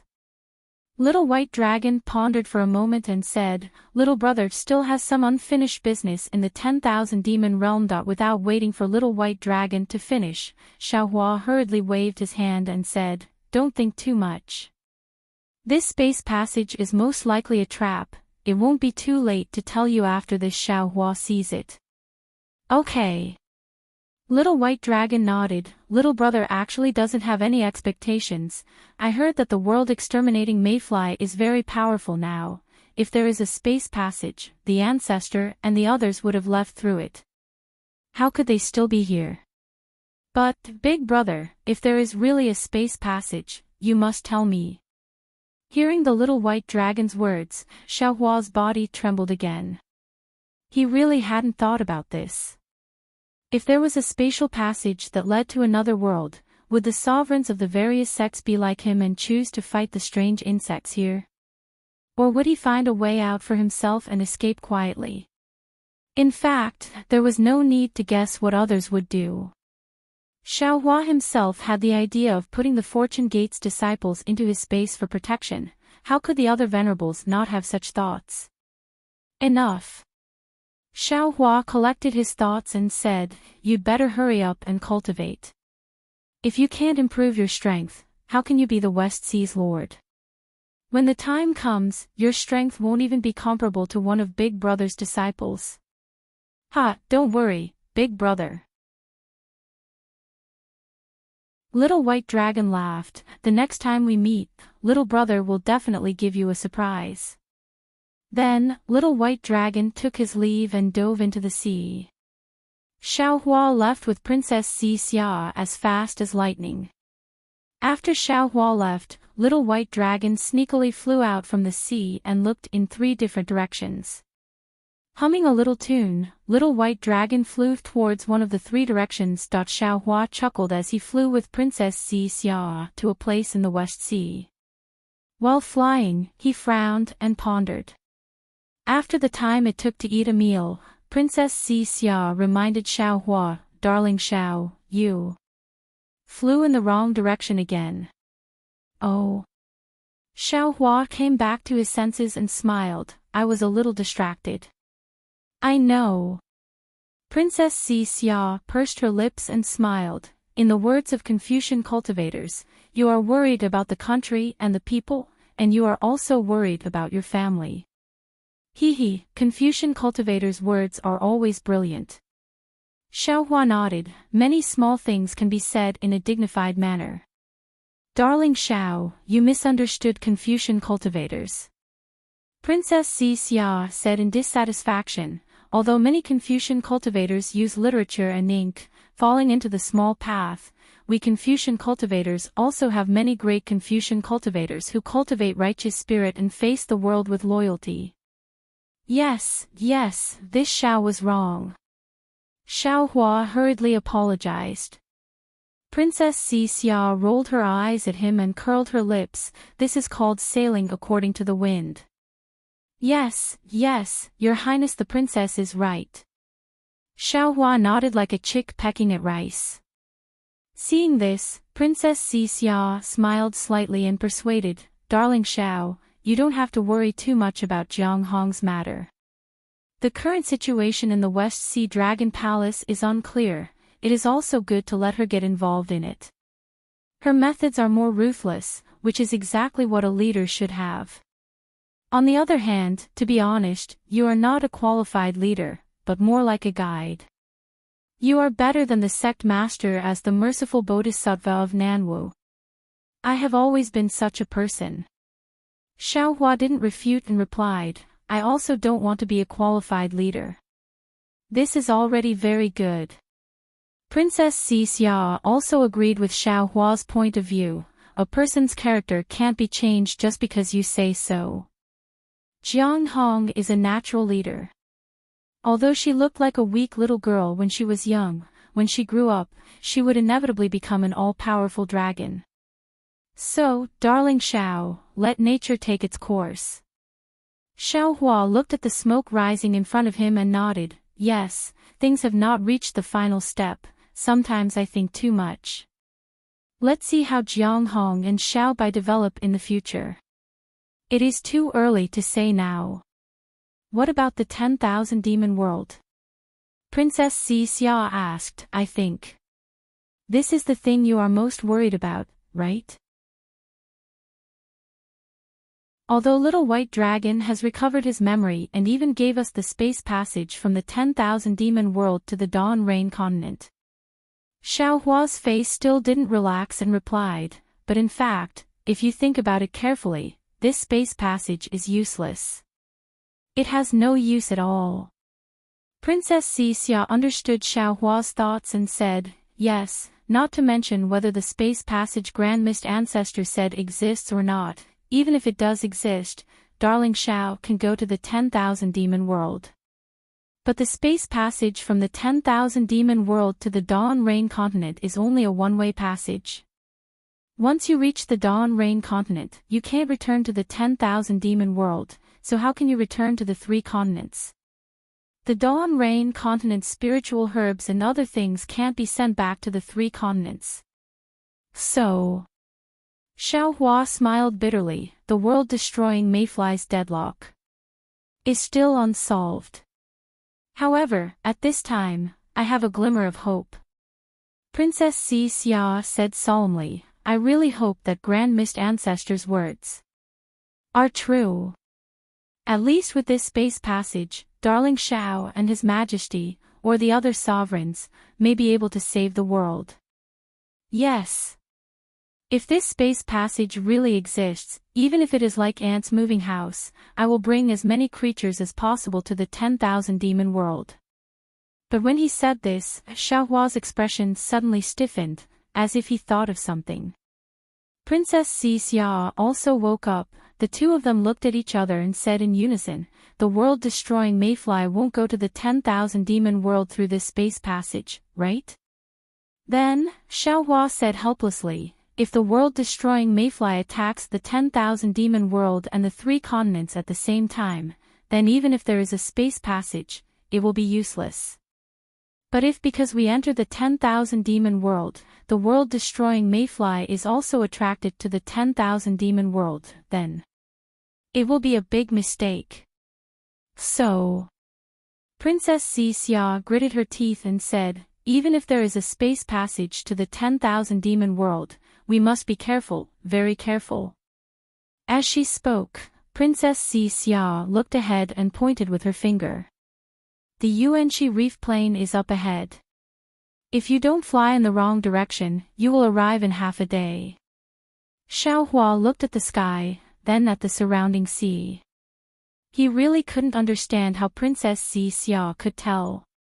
Sure enough, in less than an hour, Xiaohua saw Fortune Gate's disciples patrolling the area in front of them with his divine sense. When the Fortune Gate's disciples heard that the sect master had returned, they were overjoyed. They either went to welcome him or returned to report the news. When Xiaohua arrived at the first dawn reef with the patrolling Fortune Gate's disciples, half a day had passed. The first dawn reef lived up to its name. It was a large island formed by reefs exposed above the sea's surface. This island was more than 10 times bigger than usual, and it looked like a plane. Xiaohua's divine sense swept over the reef, and he saw rugged mountains and lush trees on the reef. Everything that should be found on land was here, but of different species. Moreover, as the sea breeze whistled, the heaven and earth origin energy within tens of thousands of li rushed towards the reef. It was actually a paradise. Looking at the primitive reef plains, the Fortune Gate's Fortune Dao Palace, herb garden, alchemy room, and other buildings had all been completed. At first glance, there wasn't much difference from before. Even the capital star array that protected the reef plains was the capital star array that Xiaohua was familiar with. If it weren't for the salty sea breeze and the lack of the soaring Dragon Mountain Range's lofty peaks, Xiaohua would have thought that he had returned to the soaring Dragon Mountain Range. Welcome back to the Fortune Gate's Palace, Sect Master. Without waiting for Xiaohua to withdraw his divine sense, Celestial Being flew out from the capital star formation on a cloud, followed by Lu Yi, Wang Yifei, and the other disciples. Before Xiaohua left the soaring Dragon Mountain Range, he had entrusted the Fortune Gate's disciples to Celestial Being and Daoist Yun. Later, Daoist Yun had followed Lu Yi to the West Sea, leaving Celestial Being behind. Later, Daoist Yun had met Xiaohua at the West Sea Dragon Palace, leaving Lu Yi and the other disciples behind to accompany Xiaohua to the Dragon Island. Later, Xiaohua had gone to the Thunder Monastery, and Daoist Yun had stayed in Xiaohua's space to comprehend the information he had obtained in the True Dragon Palace. At this time, Celestial Being had followed Wang Yifei and the other disciples to the first Dusk Reef Plain. He, thank you for your trouble, fellow Daoist. Xiaohua bowed. You're welcome. Although Celestial Being had lost his humanity, he still returned the greeting. I am the sect master, after all. It is my duty to do something for the Fortune Gate. Fellow Daoist, please enter the new Fortune Gate Palace. All right. Xiaohua nodded and said to Lu Yi and the other disciples, Master will report to you after entering the Fortune Gate Palace. Yes, Sect Master. The group of disciples answered in unison. Xiaohua led the group of disciples into the Fortune Gate Palace. Princess Xia naturally followed by Yin and the others, not wanting to pry into the Fortune Gate's affairs. Standing on top of the Fortune Gate Palace, Xiaohua looked at the prepared jade chair and smiled faintly. With a wave of his hand, he took out the Fortune Throne. The dark golden throne landed on the Fortune Gate Palace's high platform. Boom! A thunderous rumble resounded as a 7-colored ray of light shot out from the throne. The ray of light shot out from the top of the Fortune Gate Palace and pierced into the blue dome of heaven. Along with this ray of light, a domineering aura that could pierce through the heavens was emitted from the throne, enveloping everything within 1,000 zhang radius. This was originally an overseas phenomenon that could easily change. Now, it was even more turbulent. The tearing dark clouds were like galloping horses, like a horned dragon, and also like a myriad of beasts worshipping them as they danced in the sky. Looking at the Fortune Dao Palace's seat of honor, where the Grand Mist Throne was, the void was collapsing as countless amounts of heaven and earth origin energy rushed in. Countless illusions were annihilated as the 5 elements origin beasts flew around the throne in a frenzy. Witnessing the phenomenon of the throne and its domineering aura, all the Fortune Gate's disciples were dumbfounded. In a flash, everyone came back to their senses. With Lu Yi in the lead, the group of disciples prostrated on the ground and respectfully said, "We greet Sect Master. May Sect Master rule the world and live a long and boundless life." Xiaohua frowned slightly and raised his hand, wanting to say something. However, when he saw the excitement in the disciples' eyes, he knew that they had seen the future they wanted to see. He smiled faintly and landed on the Fortune Gate Palace's throne. Then, he slapped the throne with both hands. Shwa shwa. The 5 elements origin beasts danced to the sides, and another 8 thrones appeared. Just as the 8 thrones appeared, they rapidly condensed into 9 identical fortune thrones that were placed side by side on the Fortune Gate Palace's high platform. Ha! The celestial being roared with laughter. He looked around and picked a throne to sit on while Xiaohua slapped the top of his head. Boom! A pillar of lightning shot up into the sky and merged with the 7-colored ray of light. The originally turbulent blue dome of heaven immediately calmed down. Even the sea within 1,000 li of the pillar of lightning's descent was calm and tranquil. Stand up! Xiaohua raised his hand and waved, and all the disciples stood up. Sect Master. Louis chuckled and asked, "What is that thing you're sitting on? Why does it have a natural domineering aura that makes others submit?" Disciple heard Jiang Hong talk about the dragon throne of the dragon palace of the 4 seas. Could it be that this throne is comparable to the dragon throne of the dragon palace of the 4 seas? Xiaohua nodded and said, "This is the primordial chaos throne that I obtained when I participated in the Jade Lake gathering at the Lingyun Side Hall. It is said that it belonged to the ancient Tao Gate and was suppressed under the Jade Lake by the Eastern Sea Empress. I don't know its origin, but it doesn't seem to be inferior to the dragon throne of the dragon palace of the 4 seas or even immortal Emperor Go Chen's golden throne. After I obtained it, I changed it to the Fortune Gate Palace. Congratulations, Sect Master." Lu Yi and the others were overjoyed and congratulated him. "Forget it." Xiaohua smiled and waved his hand, saying, "Although this thing has an extraordinary origin, it is still a minor Tao. It is incomparable to the grand Tao that you all have comprehended. Don't be fooled by this so-called domineering aura. Focusing on the heavenly Tao is the right path." "Yes, this disciple understands." Lu Yi and the others answered and then explained the process of moving to Xiaohua. Xiaohua nodded inwardly. From then on, other than the Xiao country's Fortune Gate's disciples guarding the Fortune Gate, there were also disciples from the 3 mainlands who were building transmission arrays for the demonic beast race, Confucian cultivators, and Buddhist sections. All the Fortune Gate's disciples moved to the Yuanxi Reef Plains, and the Tao Gate's foundation in the West Sea had taken shape. "What about the Grand Mist Ancestor's sky-bearing palace?" Xiaohua asked in a low voice. "Reporting to Master." Lu Yi smiled and said, "Senior Brother Fu is in charge of the sky-bearing palace." This disciple did not interfere. However, after hearing the news from the Luoyang Merchant Union and Star Plucking Pavilion, the Grand Mist Ancestor brought some disciples to the West Sea. A few days ago, some of their disciples came to visit, and this disciple sent people to take a look. They chose a small island, and it's quite a distance from our Fortune Gate. It seems the Grand Mist Ancestor is not planning to stay there for a long time.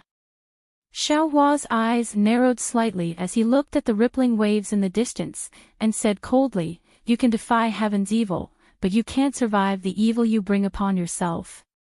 I hope the Grand Mist Ancestor will not challenge this old man's bottom line." This disciple also thinks the same. Lu Yi smiled and said, "This disciple feels that the most important thing right now is to exterminate the strange insects.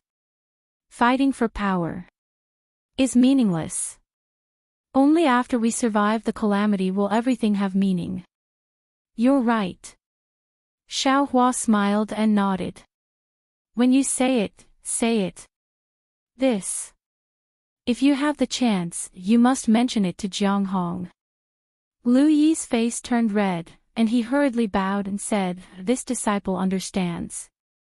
I'm sure all of you know how powerful the strange insects are." Xiaohua's gaze swept over the group of disciples, and he asked, "What do all of you think?"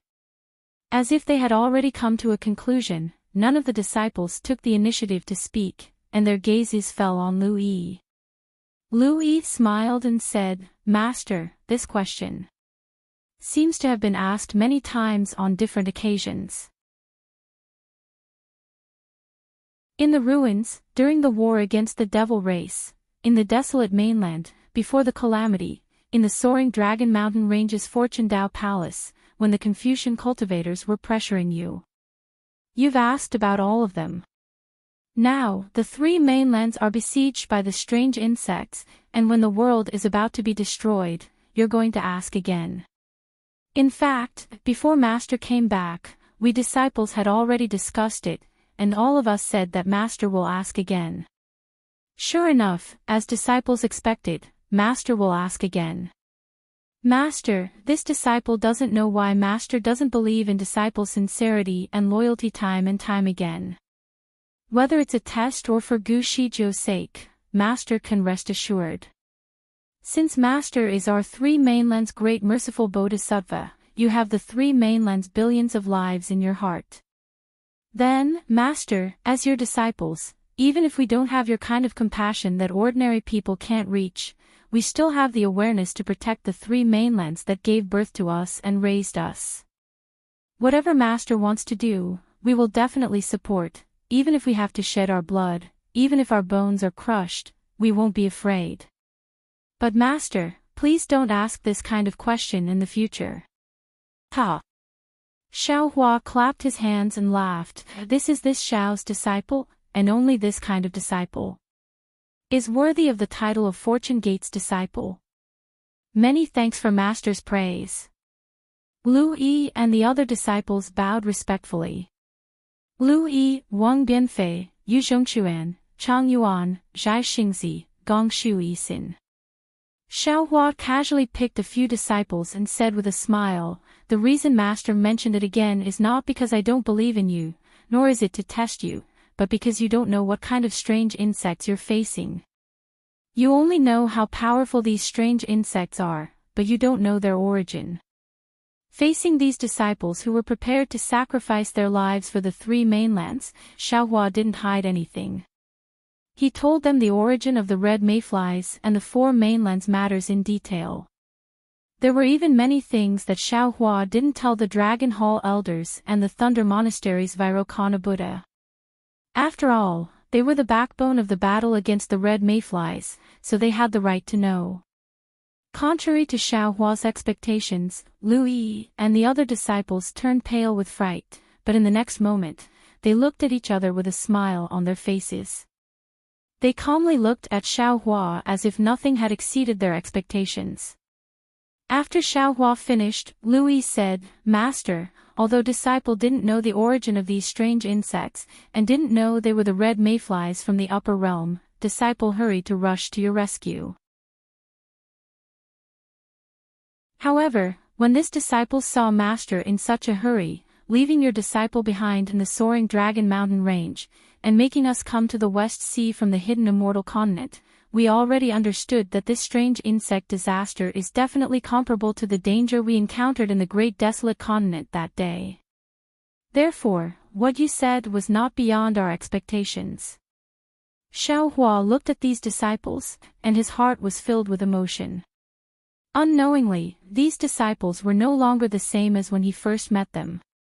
They had long since become figures who could take charge of the three mainlands. Their backbones had already become the pillars that supported the three mainlands. He had truly underestimated them. But Xiaohua still said, "This time is different from before. When we were in the ruins, we could leave and Master could guarantee your safety. On the primitive continent, you wouldn't be in too much danger. Even if you were to be killed, Master would still protect you. But this time, I'm afraid we can only stake everything and fight against the red mayflies. Master won't be able to protect you anymore. Since there's no way out, then there's no need to hesitate. Louis smiled.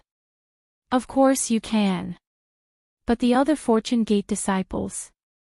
Xiaohua raised his hand and pointed at Louis and the others. Just as he was about to speak, he swallowed the rest of his words. Even though Xinhua continent was in his space, on the surface, Xinhua continent was in the Kunlun immortal domain, and the Kunlun immortal domain was the Kunlun mirror space. Therefore, the Fortune Gate disciples on Xinhua continent, or perhaps Louis and the other Fortune Gate disciples themselves, all of them thought that they were part of the three mainlands. They didn't know that they came from an independent world surface. If Xiaohua were to reveal the differences between the other Fortune Gate disciples, the secret of his space would definitely be exposed. Therefore, Xiaohua hesitated.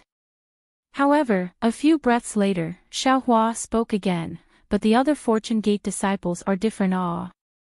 You may come from the hidden immortal mainland, the pure land of ultimate bliss, the 1,000 demonic sacred grounds, or the 3 rivers and 4 seas, or the 3 mainlands.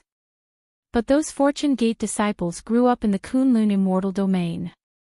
They don't have any concept of the 3 mainlands. The 3 rivers and 4 seas didn't have any grace to raise them. If we force them to sacrifice their lives for an unfamiliar world surface, it would be unfair to them. Master, please rest assured.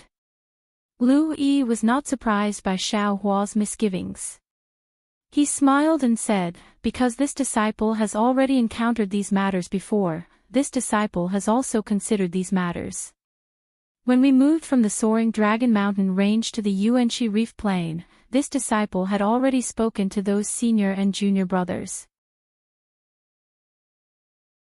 If anyone has other thoughts, they can speak to this disciple in private, and this disciple will convey their opinions to Master. But this disciple is also very gratified that not a single disciple has approached this disciple in private.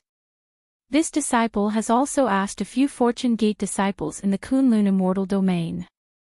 Their meaning is also very clear. Although they don't have any feelings for the 3 mainlands, they have feelings for the Fortune Gate. The Fortune Gate is their home. They are members of the Fortune Gate. Since the Fortune Gate has declared war on the 3 mainlands against the strange insects, they have an obligation to fight side by side with the other Fortune Gate disciples. They are willing to sacrifice everything for the Fortune Gate. Fellow Taoists who like this book, please go to Qidian to subscribe to support. You're tuning into the LoveLore Library YouTube channel. We're so grateful for your support, and don't forget to subscribe to join us on this incredible journey through captivating stories. Your generosity through donations truly makes a world of difference, as it's the primary source of revenue that allows me to expand and enhance this channel for you. Thank you from the bottom of my heart for being a part of this adventure.